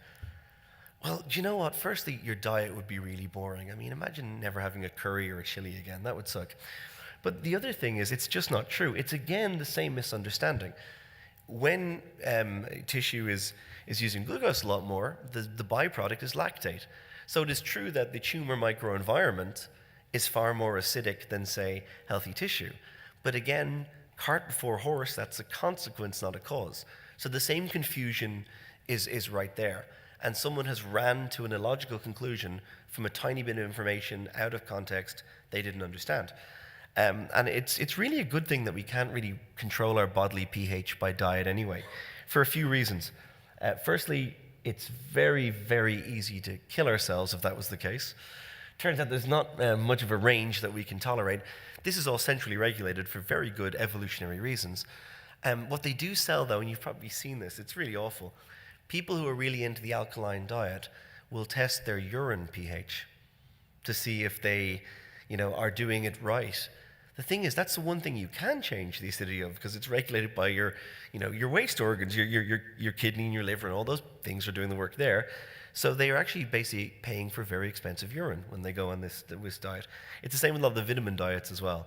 So again, it's not really measuring what they think it's measuring, and there's people making money off this as well all the time. But it's again the same misconception, a grain of truth, albeit one horribly distorted. And I just want to get back to some numbers here. This is from a paper I did a few years ago, but if you go to the very bottom, we all knew during the pandemic the amount of people that surprised us by believing, say, COVID was made in a lab somewhere, or that, the 5G was creating COVID-19. But I always need to put that in context. A much higher proportion of people believe that the FDA are suppressing a cure for cancer. About 37% of Americans. Translated into today's money, what's that, about 100 million plus people in this country? Right? That is a more popular conspiracy theory about cancer than pretty much anything we heard during the pandemic. And I think putting that in context is really important, right? And firstly, why do people believe in medical conspiracy theories, of which all cancer cure conspiracies are a subset, right? Well, there's a few different psychological reasons. We have a spectrum of what we call medico-scientific acceptance. People aren't just binary, yes, no, I believe and that I don't. They tend to lean one way or the other. So you have people that are mixed acceptance, people that tend to reject scientific invention, people that absolutely reject it, and the other way you have people that tend to accept, and people that absolutely accept. And there are different modifying variables. For example, if you're exposed to a lot of false narratives, illusory truth, you're more likely to reject scientific narratives. If there's more available information to your narrative, even if it's false information, you are more likely to be pulled that way as well. And if people give you very vivid anecdotes and testimonials, far more influential on our psychology than we'd like to admit, right? Testimonials, by the way, are extremely convincing, far more than scientific evidence, and that's kind of alarming. What modulates that the other way? If we increase our understanding, if we have a clearer idea of what's going on, if we get a sense of control over things, which is one of the benefits, and that goes the other way as well. So the consequences of this are really kind of grim. For example, if you go on now, you will see people, I pulled these down this morning. I just went in and typed, cancer cures. And these are the first few Google image kind of hits that you get. Chemo is a poison. Well, technically that's probably correct, but it's not meaning what they think it means. What they are saying in this context is you shouldn't get chemotherapy because it's poisoning. Our natural cure, whether it's apricot seeds or cannabis or shark entrails, they'll cure you without any ill effect. And of course, that's incredibly alluring if you're scared. If you don't know what to believe, if you're vulnerable, that is unbelievably almost overpowering, I think, to a lot of patients. And this really causes a lot of damage. We also have things like this. There's a Texan physician, I'm just taking him for an example, Stanislav Brzezinski. Has anyone ever come across this guy? He's been peddling a now long debunked cure for cancer since the 1970s, derived from a patient's urine. It doesn't work, and he charges around $250,000 to $300,000 dollars for a course of treatment. Now, this is how grim it is. The patients don't fare any better than they would anywhere else, but even after the patients have died, they use those patients' testimonials to get new patients in, right?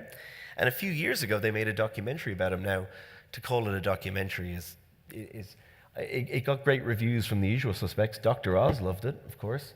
It violates every basic rule of ethical filmmaking, The Village Voice said. And yes, Variety weren't weren't enamored with it either. But that's really effective. I still deal with patients who come to me having watched this on YouTube and go, should I get my dad or my brother or my sister to this clinic?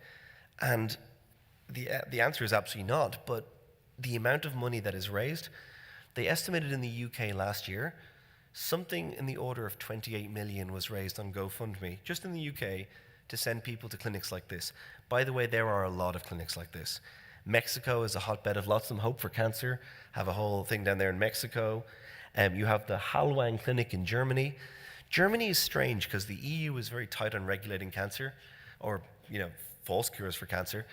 But Germany has a weird World War II era law still in effect that if you call yourself a Heilpraktiker or like a holistic practitioner, that medical laws don't really apply to you.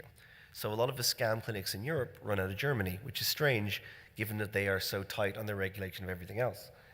We also have chemotherapy in Istanbul. And there was a case, it made the Irish and UK news a few years ago. They had sent a bunch of patients out there. They charged them, again, about 300,000, a lot of fundraising to go out there. And they told them they were cured. They gave them scans and said, look, your cancer's gone. These were stage 4 patients, by the way. And as soon as they got back to Ireland, their oncology team scanned them again and found out, no, they were certainly not cured. In fact, their cancer had metastasized further. So this is unfortunately the kind of business model. And they run on testimonial. And they actually use the testimonial of even deceased patients to get new ones in. So it's a really grim ecosystem. And there's many, many harms associated with this. One of the harms of cancer misinformation, it's not just that it catches these people out. It engenders a distrust between physicians, healthcare teams, and patients. If you're reading this online all the time, that there's a big secret cure for cancer being kept from you, it's not going to engender trust. It makes patients more susceptible to useless interventions, and disproportionately, it affects people with lower health literacy. It takes the most vulnerable in society and actually re-victimizes them, which is particularly cruel. And for example, we've seen things, there's ways we can kind of work at addressing this. Because everyone here, whether you're a physician or a patient advocate or a cancer scientist, is going to come across this and has already come across it. And there's a few methods that do work for at least disabusing a little bit. So here's just some secret cure for cancer narratives. And this is nonsense, obviously, but I just took 2 quotes that I read. Joe Mercola is probably infamous here and made a lot of money during the pandemic as well, hawking nonsense.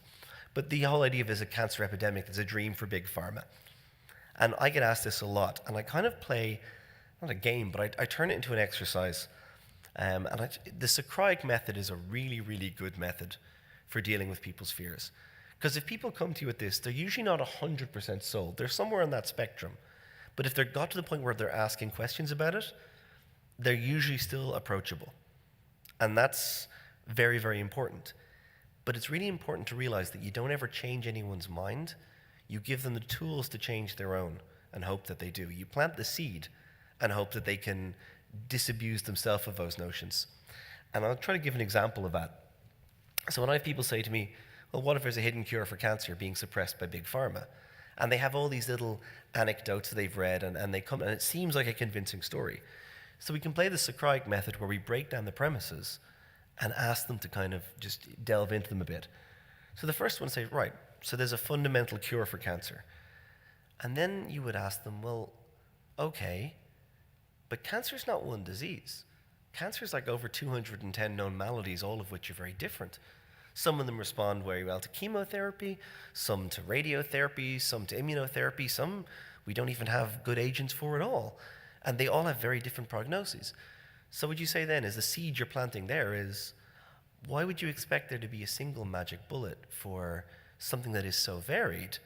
Isn't that not a bit unusual, right? Again, the idea is not to shame people. The idea is to make them think about the premises they've accepted beforehand, to at least sow that like healthy doubt, healthy skepticism around it. So that's the very first thing I do is go, well, firstly, a single cure for cancer, it's a bit far-fetched. And then you get into the complexity of cancer. It's not just one disease. It's infinitely varied, even in a person. It stems from our own cells. So one cancer isn't cross-comparable with another one all the time. The next thing they say is, okay, fair enough, but if there was a cure for cancer, it wouldn't be profitable. And then you point out, well, okay, fair enough. What do you mean by that? Because firstly, if over half the Western world would get cancer in their lifetime, we saw that graph way back when, any cure that you could sell would make money, right? Ignore the Nobel Prizes and the accolades and all the other stuff there. Let's just go with that. Would a cure not be profitable?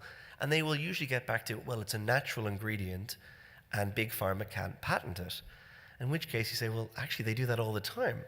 They go and work at, they go bioextracting, they find things that work, they narrow down the exact bioprospected ingredient.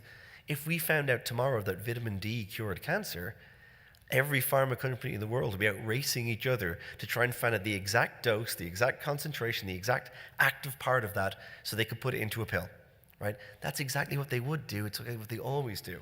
So yes, there's plenty of reasons to have issues with the pharmaceutical industry, but this is probably not one of them in this case. And the final one that I sometimes get on this is people going, well, cancer rates are manipulated by Big Pharma. It's a man-made disease.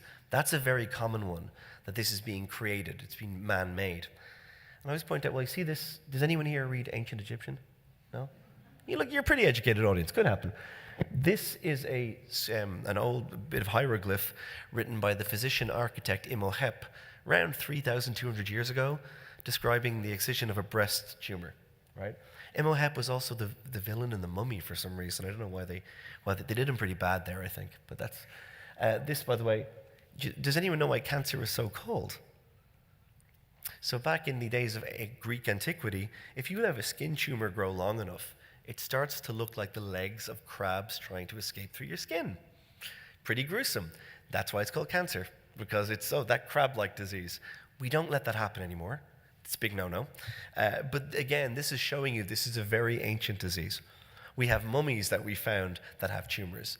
And pretty much every mammalian species, bar possibly the naked mole rat, gets tumors. So again, that argument, and all you're doing is seeding the doubts when you go in there. So what can we do? Like, it's a huge problem, and I've barely scraped on it, but what can we do? I think the medical and scientific community have to realize that they are at the vanguard of dissuading people from falling for cancer misinformation. We function as a very trusted members. I mean, I meant to update the slides, but I couldn't get it uploaded in time. Scientists and doctors are the most trusted professions in all of society, which we mightn't feel it very often, but they have the highest approval rating for trust. That confers a huge advantage when you're trying to disabuse people of these notions, right? As long as they don't feel talked down to. And that's a real weird thing. It's a fine balance of getting people away from it without turning them off from it. And again, pre-bunking was mentioned earlier on. We can be very proactive in pre-bunking. We can identify the themes and tropes that are going to come up, because none of this is new stuff. It's always recycled. It's rebranded. It goes out on TikTok 5 years after something went on Facebook. It's the same stuff again and again. And knowing those tropes means we can be prepared for it. We don't have to be overwhelmed by it every time. And it's crucial going forward that we are cognizant of what patients are being peddled. Because if we know what they're being exposed to and we are aware of that, we can take a bigger role in dissuading them from falling for the worst excesses of it. Anyway, I've taken up a lot of your time. I rant about this in other places as well. You can find me here if you want to chat about any of that. And I will leave it there for now. So thank you very much.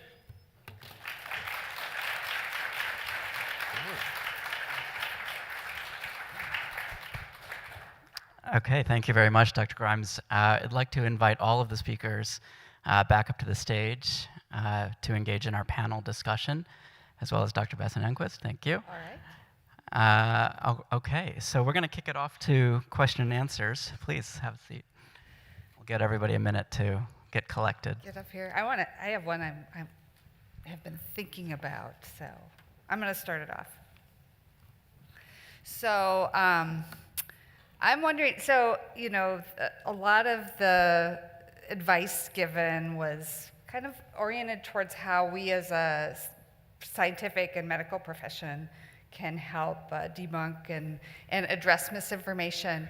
But I'm wondering if you could comment, any of you who would like to comment on this, what's the role of collaborating with other trusted community organizations and thinking about interventions at more organizational and community levels to help combat misinformation? I'll start if others want to join after. I definitely thank you so much for that question. I think we need to realize that we are sometimes not the best source for some of this. And if we don't work with trusted voices, I think we will never really resolve this issue. And so I think it needs to start by identifying who are the trusted voices in a particular community, whether they are willing to partner in some ways. And I really like your comments about influencers, because there's been some attempts to try to work with them. And it's kind of interesting because it's, in many ways, it's democratized information landscape. They get to say whatever they want to say, even if they seem willing to work with us. So I think there's a lot to be worked out in terms of how to do this kind of community-based, sort of more collaborative type of information. But the real point, I think, is that top-down information sharing is not going to solve these problems in terms of science and health misinformation. So if others want. Yeah, I would echo almost all of that. And the other thing that I think that we all do sometimes is we assume it's an information deficit problem, that people don't just have the correct information. And you realize very quickly that's not the real problem. We live in the internet age. If people want to get the right information, they can get it. But you need some kind of media literacy, digital literacy, science literacy, and you also need to overcome your own ideological biases. So I think if we can partner with trusted community organizations, that can make that a much easier process. Ideally, in an ideal world, we'd have everyone understanding the scientific method and very happy to engage with it, but I think we have to be practical about the limitations of what we can achieve with that as well. Great, thank you. Please make your way to the microphones if you have a question. In the meantime, I'll ask a question as well, if I may. So many of us here are studying or researching lifestyle-based interventions in the context of cancer risk reduction or reduction of the risk of recurrence. And this, of course, sits in that space that Dr. Grimes and I think all of you pointed out, where there is a lot of misinformation. How can we pre-bunk, if you will, the idea of, let's say, dietary misinformation, to use an example, in cancer risk reduction, while at the same time recruiting for our trials or justifying the evidence base or scientific rationale for, let's say, a specific type of nutritional or exercise-based trial?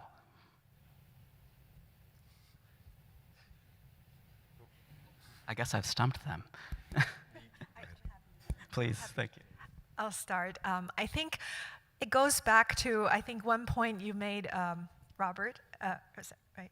Sorry, did I get your name right? I'm sorry. I'm David. Sorry, David. I don't know why I said.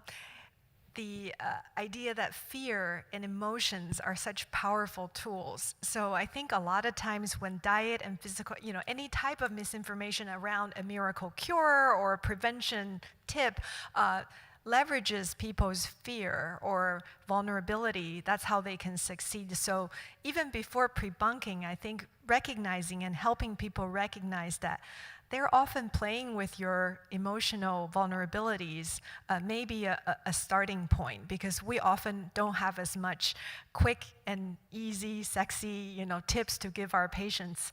That's because we are trying to, follow the science. So. Just to follow from that is, I'm going to keep agreeing with you, that's the problem here. But the other thing as well is, I think you have to be realistic about things when you're trying to get people involved in interventions and studies. You're like, look, we don't know the answer. If we knew the answer, we wouldn't be doing the science. Okay, that sounds obnoxious, maybe don't say it that way. And maybe don't take advice from me. But there is, people are genuinely curious, and if I find when you explain to them what's happening with the scientific method and why you're testing something, people are far more likely to go, yeah, that sounds interesting, I'd like to be a part of that. Because again, we often go and go, we're testing this intervention, we think it might do this, but we don't know. And sometimes that can be leveraged to your advantage. You say, we don't know, but you could help us answer that question. And also, here's $50. Yeah, I think I would add that when it comes to, particularly for diet and lifestyle interventions, there is an assumption that I think many patients have that everything is good. That of course, if you eat the right diet, that must be good. Why do you need to test it? And I think to your point, this is a chance to show that there is some differentiation that's needed here. We don't know specifically what nutrients are important or what type of exercise intervention, for example. And so I think to engage patients in the clinical trial setting is a great opportunity. Now that's obviously hard to do for other reasons, but I think specifically for lifestyle interventions, I think to emphasize the fact that we need more information, we need to study this more, and there's a perfect opportunity for them to contribute to that. So I have a question. I do see you, and we'll get to you next. But I have a question that Dr. Platz might be particularly able to address, but anybody else who would like to speak to this as well, I welcome that. I'm thinking about the communication of findings from published research articles, particularly in the area of prevention, where we're often dealing with small effect sizes, and we really look. When we make recommendations, we're really looking across data amassed across multiple studies, but we're often asked for that tweet or that interview about our single study. So, what should we be doing? What should we be thinking about as scientists in communicating our research results? And what can journals do to sort of help better inform the public about what the results of a single study mean? Yeah, no, that is a great question. In fact, I just talked about that with my students this morning in class. So it's important to be cautious, right? Be enthusiastic about research, why we do research, and be sure when you do tweet that you're clear about what we know and what we don't know. And as some of your other speakers today have said, the public understands when you explain, right? We explain that we need to do research, we need to test, we need to make comparisons. Sometimes we may not have a clear answer, which is part of the scientific process, right? Science is iterative. So make sure you don't oversell your findings. I think that's one of our biggest problems. Our institutions tend to put out press releases saying, here's the best thing that's ever happened, when it's an observational study or a small intervention study. We have to be a lot more cautious, positive, but cautious. Of course, it's also important to make sure that studies go through peer review. So as you mentioned, I'm the editor-in-chief of CEBP. I'm speaking on behalf of myself, not AACR at this moment. But make sure that research has the opportunity to go through peer review. And then journals like CEBP know how to contextualize before releasing information to the public. So CEBP does tweet. These are cautious statements showing the public what we think is important information, but it's always contextualized. So don't overdo it. Don't oversell, I think is an important part of the story. Right. Any other comments? I'm going to jump in very briefly there. Sure. That's all. I agree with all of that. And the other thing is, my other area of research interest is research integrity and meta-research. So I spend a lot of my time looking at why a lot of research is not very good, and the communication of it. And we find that most of the exaggerations that creep into, say, press releases about papers, it's very easy to blame journalists for them. They actually tend to come from the PI themselves, and then to the press office, and then out to the journalists. So we all blame the journalists for something that the actual... So we do sometimes have a tendency, it seems, in the scientific establishment to maybe over-ape our own findings, and maybe that's a funding thing that we're all scared of getting it or something like that. But I don't think that actually... I think that actually inures the public to the actual advances going on because everything gets hyped. I think everything does have to be in context, and I think the point about putting things in context is so important. So thank you for making that. Okay, so I promised we would get to the audience questions, so please. Testing. Okay, cool. Thank you. I really wanted to say that I loved the mentioning of pre-bunking because it's so much easier to nip it in the bud before it metastasizes.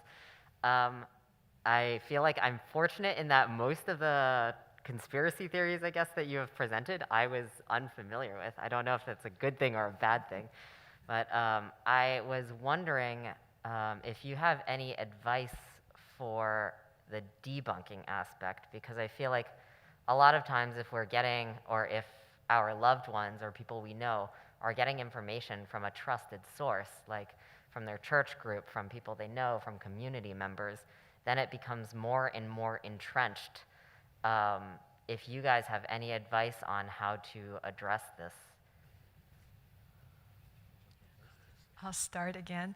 Thank you for that question. And the fact that you haven't heard of many of these conspiracy theories, I think is a great illustration of the information silos that we often are, inadvertently put in or chose to be in. So a person that has heard a conspiracy theory about something is likely to have heard many others. And I think it shows you, the more I'm studying this, the more I don't think of it as a emerging infectious disease, if you would use a model, more as a chronic issue in terms of what you said about constant and ongoing sort of trickling effect of seeing a lot of this type of distrustful of government, scientists are hiding things from you. It's the same themes, just apply to different health topics.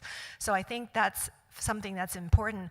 The one thing I would say about pre-bunking for a second is they tend not to be about refuting a particular claim, but more about kind of the technique. Sort of generally, these are the ways you get manipulated. So not going after a particular statement, whereas debunking, as you rightly suggested, I think it's often going to methodically look at a claim or a statement and helping to unpack that to show that it's not truthful or in adherence to the best science.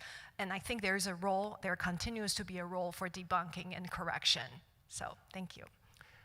I think the debunking in the clinical context, to some extent, is easier in the context of a trusting doctor-patient relationship. So I think that now that certainly, for the large part, medicine has evolved from an individual physician just exercising their own judgment to guidelines-based and science and evidence-based care. I think it's relatively straightforward for many for many conspiracy theories or pieces of misinformation to point out that there are well-established guidelines. For a clinician to point out to the NCCN guidelines, for example, or ASCO guidelines, or some of the latest literature. That's what is nice about technology today, is you can pull these things up in the exam room on the computer right then and there. You can point to that. Now, that's not going to convince everyone, but I think there's ways to quickly pull in evidence that at least you can point and say, look, a lot of people believe this. This is why. These are the decisions that I make. It's not, as your treating doctor, I'm just not doing what I think is the best thing based on my own experience. It's based on actual evidence from clinical trials that are codified in guidelines. Yeah, I'm going to try not to echo everything you both just said there, but there's a huge difference between pre-bunking and debunking, because unfortunately the damage has kind of been done when you get to debunking. So when you asked about techniques, I can give you one or two that might work, but it depends on how far the person has been enveloped by these ideas. If someone is quite far down the spectrum towards the rejection of science side, you're going to struggle no matter what you do. But one of the most powerful tools I've found over the years of dealing with vaccine-hesitant parents, where I have most of my experience with this, is when they tell you what they've heard and ask you to disprove it, the first thing I kind of ask is, okay, and why do you believe that? So just phrasing it as a question, and then I go, what could I tell you that would help you not believe that? Because I don't think that's true.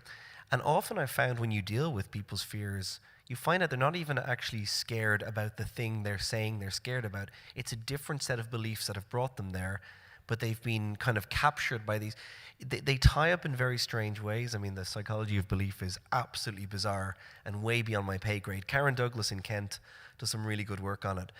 But asking people, why do you believe that?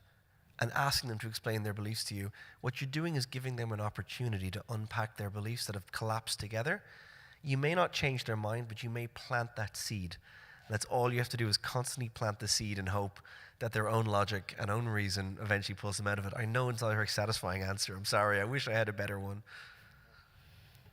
I might just insert a question before we get to Nigel. I see you at the microphone or over there. So this question is for Dr. Platz. What is the role? I'm wondering what the role of the journal or the journal editor is in terms of how we communicate some of the findings that are published to the general public. And I'm thinking about examples like the recent debate about the efficacy of colon cancer screening, for example, and the nuance of the study design there.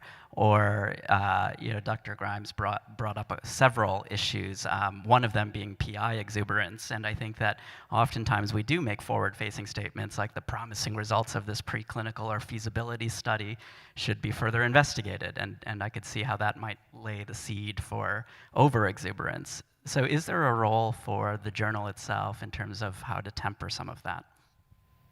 Yeah, no, that's a really good question. So if you think about the traditional model, the answer was no, right? Because the time course to publication was too long.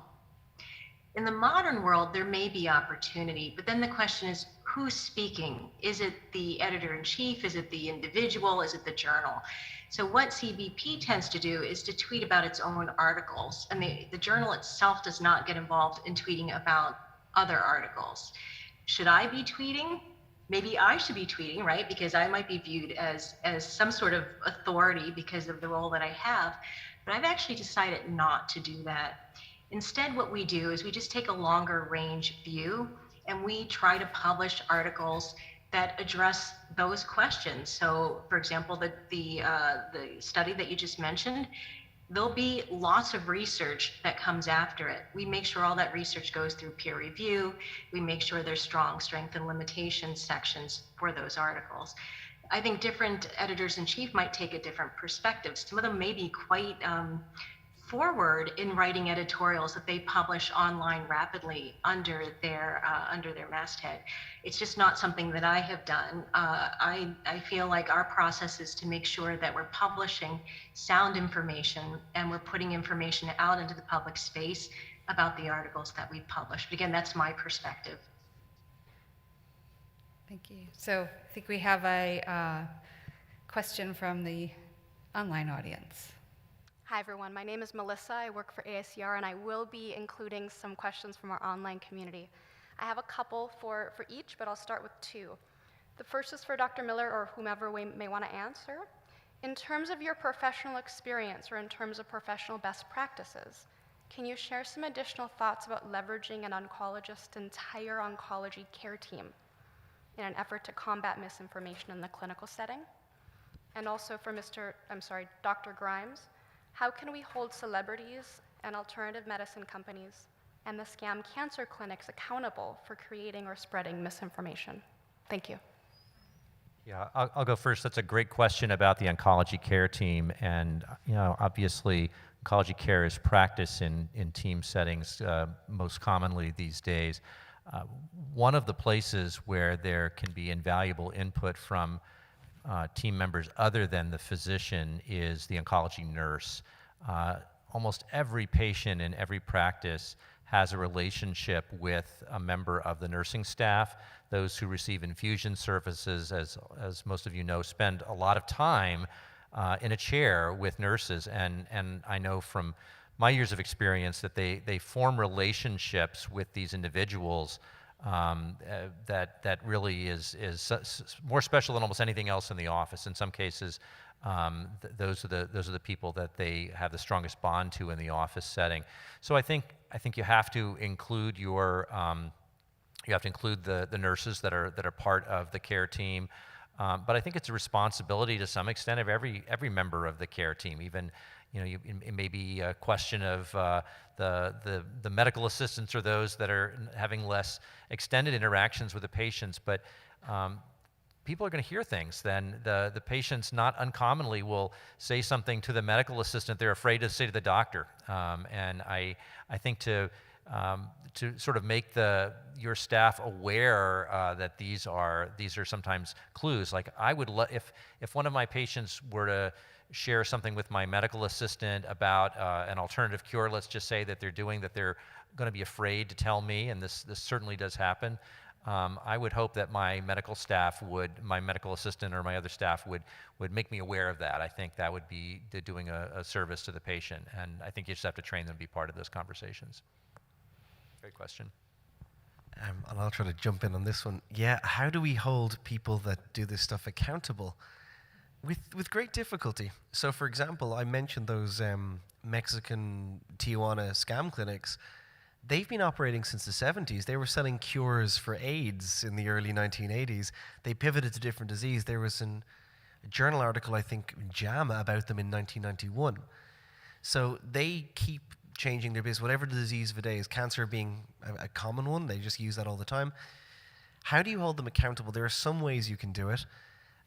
You can develop legislation. I'm currently working with some people in the EU to develop legislation to do it. But the problem is you have to balance out, people do have a right, if they wish to pursue alternative medicine, to have access to. Now, I can rubbish it all I want, and I will. Don't worry about that. But the problem is people do have the right to do it. So you have to also say, look, the only thing we can penalize is people making claims that are demonstrably false. And a lot of these operators are savvy enough that they will dance right in between the lines of what they can say. And they'll also operate in jurisdictions where the laws are much more lax, like chemotherapy or Istanbul, because the laws are, it's bandit country when it comes to regulating things.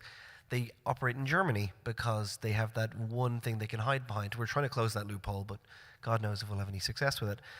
Unfortunately, they usually get away with it, and I really wish they didn't.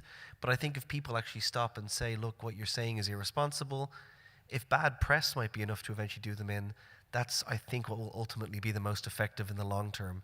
But they will often just get away with it, and that is the really depressing part. Yeah, I will say that Dr. Brzezinski's had a lot of negative press in Houston, but he's still going strong. So it's part of the answer, though. I agree. They can be held accountable in the media. Nigel. So I'll start with an example, and then I will actually get to a question. About 10 years ago, and people here are probably aware of it, there was this thing doing the rounds on the internet. The first kind of suspicion was it was John Hopkins rather than Johns Hopkins. And it was a whole list of vaguely tenuous claims that had a shred of plausibility, but were all utterly false. And people were sending this to me and saying, what do you think of this? And I would paste in the Snopes response, and actually Johns Hopkins did a rebuttal to it. And somebody responded, and I said, this is a confirmed hoax. And someone responded to me, even though it's a hoax, it's still true. And I'm like, you know what a hoax is, right? So it is, when people are so clinging to that misinformation. But all of this takes time. And kind of alluding to your point, Bob, about it's an obligation. We are in these positions of trust. What I wrote down as I was taking notes was, how do we handle this tsunami of contradiction? Because it's, if we get into this, we give a rational response, and then they either come back with, even though it's a hoax, it's still true, or they come back with something else. And then you don't want to just say, sort of tap out, because then you've kind of admitted defeat. But it's a lot of time and energy. And Well, it is a lot of time and energy, and certainly in the context of a clinical encounter. I was at Hopkins when that particular trope was making the rounds, and I think I remember I had one of my high school classmates on Facebook, just dropped that into the chat, and other high school classmates were, oh yeah, well that's interesting, and then I said, I am an oncologist at Hopkins, and this is a well-known internet hoax. I think that shut them down for a while, at least I know about. No, I think there is a weariness when you're combating something that is so pervasive, but I do think that in the context of a regular relationship with a patient, being earnest and firm and keeping the answers fairly simple, and not getting into a back and forth defensive argument. You're not going to convince people about certain strong held beliefs, But I think when you share factual information of the type that we've been talking about today in a way that is verifiable and shows that this is not just opinion, this is based on evidence, it's going to get through to some. But it is wearying to constantly feel on the defensive to talk, whether it's that particular hype or something that we hear all the time about nutrition or diet or chemotherapy side effects and so forth, because there's always a little kernel of truth in all of these things. That's part of the problem. If I can just add to that, I think I agree with everything. I think the fact that we're even having this discussion on a plenary session shows the awareness level on these things have really been elevated. And so maybe that is something positive in that there's a lot more awareness that these things can happen. Internet hoaxes are very ubiquitous, and that we should all be vigilant about it. And the second thing I would say is, in terms of how you engage, I think it's helpful to remember what consequences are we talking about here? Is this something that could be life-threatening or changing the course of someone's treatment or care? Or is it just they really want to believe that drinking more ginger tea can make your throat feel better or do something to you? And I think there are very uneven levels of consequences for someone to decide how much to engage in sort of, going on about this debate. So. I'm going to jump in as well, if you don't mind. There's the old adage about the empty vessels making the most noise, and as a very loud person, I feel that's true. But I should also point out that picking your battles is really important. So you talk about the amount of energy you're expending going one-on-one sometimes with people on this stuff. Sometimes, and particularly on social media where a lot of this is now fought out, you would die of old age before you convince some of these people of anything. But what you also got to realize is that's not necessarily the audience you're aiming for. We have the very loud voices on either side of a debate all the time. We have this kind of polarizing filter. But there's a spectrum of opinion in the middle that is usually quite quiet. When I'm writing anything, or even if I'm having an argument online, whether it's on Instagram or Twitter, I try not to do it as much as possible. It's not edifying. But even if you're having them, you realize I'm not actually having this argument with the person involved in it, because I'd have a private conversation with them. I'm having this for the benefit of anyone watching, because I'm hoping I'm going to catch people in the middle.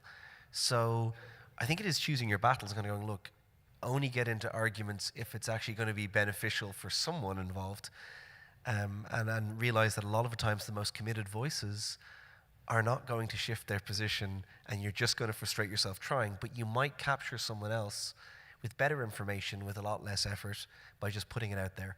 So sometimes there isn't, I wouldn't say never argue, sometimes you do have to, but know your venue, know your forum, and know your audience, I think is really important.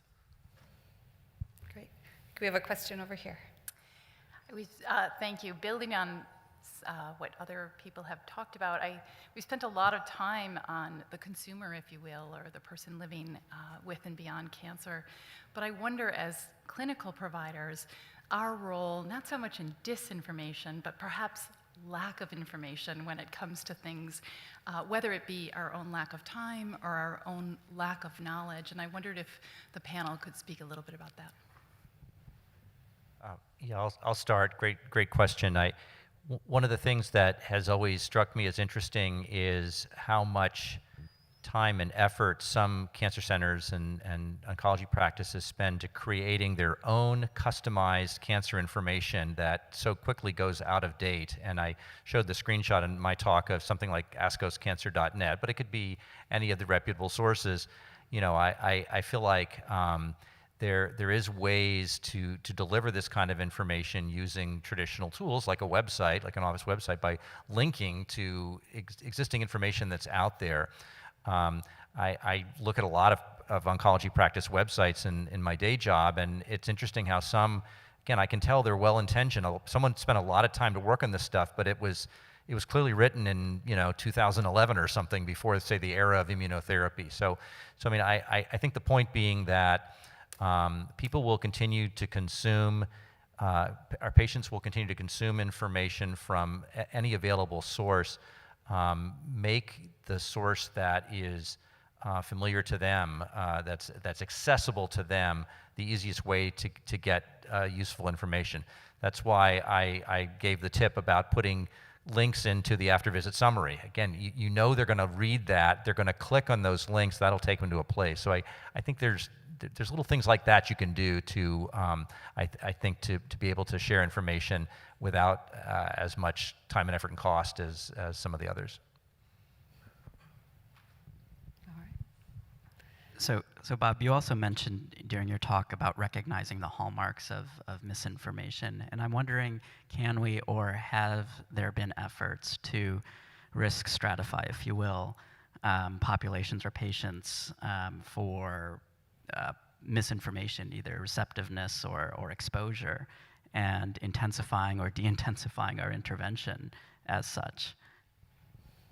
You know, I don't really know this literature that well. I think Sylvia probably can speak to some of that. I will say that and I think you made this point about non-English speaking populations are certainly more susceptible. I think certain socioeconomic groups have faith in certain types of interventions, maybe more physical modalities that some of which, certainly not all of which, may tend more toward the misinformation side, or at least the lack of efficacy side. But why don't you go ahead? Sure. That's a great question about susceptibility factors, traits and communities that are most at risk. In fact, just this morning I read a paper that was a review by Xiaoli Nan et al. From University of Maryland that was reviewing, I think, 40-some papers to identify some of the key drivers to making one more susceptible. So I think we're seeing some emerging evidence. What I would say is, before getting into misinformation, I study cancer health disparities and communication inequalities. So we have certain idea of who is more vulnerable, generally for, not being communicated, or, and we have, health literacy, socio-demographic factors, rural or location. And I would say, in terms of misinformation vulnerability, it's not necessarily the same. They don't map, necessarily. You can have a highly educated community that really believes in, say, all natural everything, and they're more likely to be worried that cancer treatment is toxic to the point that they refuse treatment. So I think there is definitely a lot more to understand in terms of who is, more vulnerable. Yeah, absolutely. And just to say, that's a really important point, because I'm often asked, it's people who fall for this, they're not as educated, or it's lower IQ or something. Like, absolutely not. The data we have at the moment says that those things don't map to it at all. There's no instant correlation. And I like the example you gave of a community of people who are all natural and therefore won't get chemotherapy. That does happen too. Can I just add one more example? As you'll remember, 2020, we saw this rise of Asian hate due to calling, origin of COVID, from China, and then we got the hashtag, China virus, and there's been now documented link between kind of beliefs, racism and xenophobia, and those people are more likely to spread certain type of sentiment about, a particular group. And that, again, is not new. Infectious diseases have been a hotbed for, sort of saying and doing racist, things since beginning of time. It's really a fear that people have, or fear of the unknown. So I think that was another example where you see kind of there are certain susceptibility, maybe certain ideological beliefs, or, worldview, then they match on to these concepts, and then they spread it. So it's kind of a circular situation there. I was just reminded, your question, reminded me of an anecdote. I'll just share real quickly. I was seeing, this is a number of years ago, I was seeing a young woman with breast cancer that was a candidate for tamoxifen, and we'd actually started the encounter talking about other things, but it turned out that, I'll just say, she and I were practicing the same religious traditions, and we talked about that a little bit and had some overlap. It's not someone I knew. But then when it came to the discussion about therapy for her breast cancer, she actually made a very cogent but very scientifically wrong argument using the same religious tradition that I happen to believe in as to why she wasn't going to take tamoxifen. And I got to say, it really floored me at the time, because I didn't see that as necessarily a tenet of that particular form of spirituality, but she made a case why that was. So I guess my point is that you never know when certain things are going to emerge, certain preconceived notions are going to emerge out of someone's beliefs, whether it's a spiritual belief, whether it's a cultural belief, and you have to ask, because I made the completely wrong assumption about what this person might believe or might be willing to hear from me, and as it turned out, she never took the tamoxifen because she held on to this belief. Yeah, I certainly appreciate all those points, and I think that's sort of what led to, and this might be the wrong phrasing, but the question about some kind of risk stratification, because I'm certainly also floored by responses by patients I may not have ever expected to respond in certain ways, and trying to understand for whom we should be doing pre-bunking, for example, or maybe it's for everyone that we should be trying to do this. Or, I wanted to kind of follow up on the point about the medical teams, right? The healthcare teams, and I think we can't necessarily assume that the entire team would speak on one voice in this. And I don't think we know very much about our medical assistants and our nurses and what they might believe, or how they might be prepared to evaluate information or misinformation in the media. So it's a really interesting topic. It looks like we have another question from the at-home audience. We have 2 more questions from our online community, and actually the first one is very much in relation to what you just shared. The first comes from Rachel Johannick. She writes, as a dietitian at a cancer practice, I agree the nursing staff is vital. However, I have had cases of nurses giving out incorrect nutrition information, sometimes to patients or sometimes to each other, like doing cleanses and fad diets. How do you suggest working on misinformation within the healthcare community, particularly with nutrition, where we are still learning? And this one has received a lot of thumbs ups and clap emojis.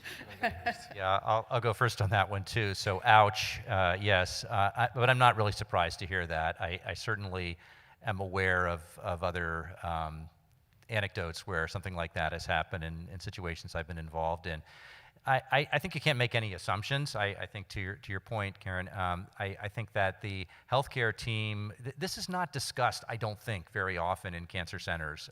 Certainly when I was in community practice, this would never come up. I mean, we had a certain level of assumptions that everyone thought the same thing, but I think it's just more work to be done. I think there's more opportunities to educate your staff to understand not necessarily every single aspect of what we've been talking about the last hour and a half, but I mean, I think being on the same page and having them convey a consistent message. I think it also goes back to the collateral and the other materials. When you, rather than try to wing the answer to every question, you can refer people to standardized materials that speak to these things. I think that's a good choice. Handing them a pamphlet or pointing them to a website, I think, will get around this ability to have to improvise some answers that sometimes go down the wrong path. Yeah, absolutely. And that problem, I feel the pain of the person that wrote it. We had a major crisis with the HPV vaccine in Ireland, a confidence crisis, and one of the main voices against it was a registered nurse, which gave them a certain amount of credential, a certain amount of, to a layperson that was medical training, and they were saying this is dangerous. That can be a huge problem. And you even remember about 10, I'm going to use, again, vaccine statistics, I know them quite well. They estimate about 10%, about 10% of physicians working in America are vaccine skeptical at the moment, which is quite high given I'm pretty sure the training does not skew that way at all. So I think what's really important to get across to patients is not all healthcare providers are always going to be on the same page as evidence, but they're only practicing evidence-based medicine when they are giving you guidelines based with that. This is why medical consensus is a really important idea. It's not that a doctor or a nurse or a scientist is a guru. They are reflecting evidence back at you. And if they go off piste, if they go off the beaten track and come up with their own stuff, they're no longer doing medicine or science. They're kind of just giving you their opinion, which may or may not be informed. That's a real subtlety that's very hard to get across. But I think eventually we need to better educate people on the idea of medical consensus and maybe some transparency as to how we come to the decisions that we come to. And that, I think doctors are very good at that, explaining this is, this is why I'll put you on this treatment course or whatever else. But showing every bit of transparency in the chain and where the evidence comes from, as long as the patient wants that, I would hope that helps it a little bit. But we saw during the pandemic the number of crank doctors and scientists that made huge social media followings by talking nonsense. And unfortunately, that does happen sometimes. So definitely not infallible as a profession, doctors or scientists. So, if I can add an additional comment. So we also have to educate the public that we revisit the evidence periodically. So guidelines do change, and sometimes they change dramatically. So we always have to make sure we get that message out there as well, that we want science to progress. We want healthcare to be optimized based on the evidence. Therefore, we revisit, and the guidelines may change. Masks. Melissa, do we have another question? We do. This one comes from Cindy Chou. As a registered dietitian who works with the East Asian American community, I'm curious, what are the top places to reach this community? I've seen YouTube, Facebook, and the usual Google search being common places they turn to. Any others that you've seen in your research? I'm sorry, I didn't hear the community's name. The East Asian American community. I don't have a definitive answer, but I know that there are certain platforms that are more popular. So for Chinese, I know it's WeChat. For Korean and Taiwanese, I think Line, maybe Japanese Americans as well, and then WhatsApp. And so I would say for a starter, I think finding the prominent platforms that are used by these groups, and there was a paper I quickly cited today that has sort of outlined where, the common places where health information is exchanged across different language groups. But I think another one, sort of underscoring, Karen, your earlier question about trusted voices, is to identify, so if you're working with a particular area or community, where are the people exchanging information? Is it church groups, temples? Is it certain cultural activities that people gather for? And usually there's someone there that is holding a position of trust and respect. And I think we need to find who those people are. I always say, if you build it, well, they come, or they won't. It's easy to think we just build some website or get information out and people will come. But information and people's attention is such a scarce commodity, right? And so I think we need to start with where these communities are already getting information. Great, thank you. One last quick question, if I can. Yes. When Dr. Miller was speaking, I put a note down saying internet training, because it occurred to me, Mike McCann, who is our Chief Information Officer, sends out these, we have these internet training things to be aware of phishing scams, which are very useful and essential. But I realized actually in everyday life, this was actually useful, because I got one of these things through the mail for my home warranty, and I was like, I don't even have a home warranty. But I recognized the same techniques that are used in that are used in phishing scams. And they're the same techniques that are used in misinformation. So to come back to the idea of what you do in the employment setting, is there an argument for misinformation training on a very proactive basis, and are those being done at the moment? I definitely think there's a place for better workforce development when it comes to communication in this complex ecosystem, whether it's focusing on misinformation, disinformation, malinformation, or just generally, this is what's happening, and I think we need to really rethink that all of us are in positions of being a communicator, and how can we be better equipped to be, adopt and respond to the challenge of the times. So definitely place for that, but I think we have a lot more work to do to know exactly what that would look like. Yeah, I agree. I think that this is a missed opportunity, certainly in clinical training. I'm not aware. I'd love if anyone knows to the contrary, but I just don't think there's time to discuss this. It's all on the job experience, and you figure out what to do. But boy, I think a few well-placed lectures or a guide to what to look for, and when you're encountering this in the real world with patients, to avoid that, the serious harm that comes from adoption of some of these things. I think that's really needed. So I hope we can continue These to are do that. videos that we get that you can play at double speed and still understand them. So it's actually very quick, easy training if someone were to put something like that together. Maybe ASCO could. Great suggestion. Well, I think we have reached the end of our time. I want to thank Dr. Platz for joining us virtually on what I know is a very busy day for her, and thank you very much to our speakers. Wonderful discussion, wonderful talks. Please join me in thanking them.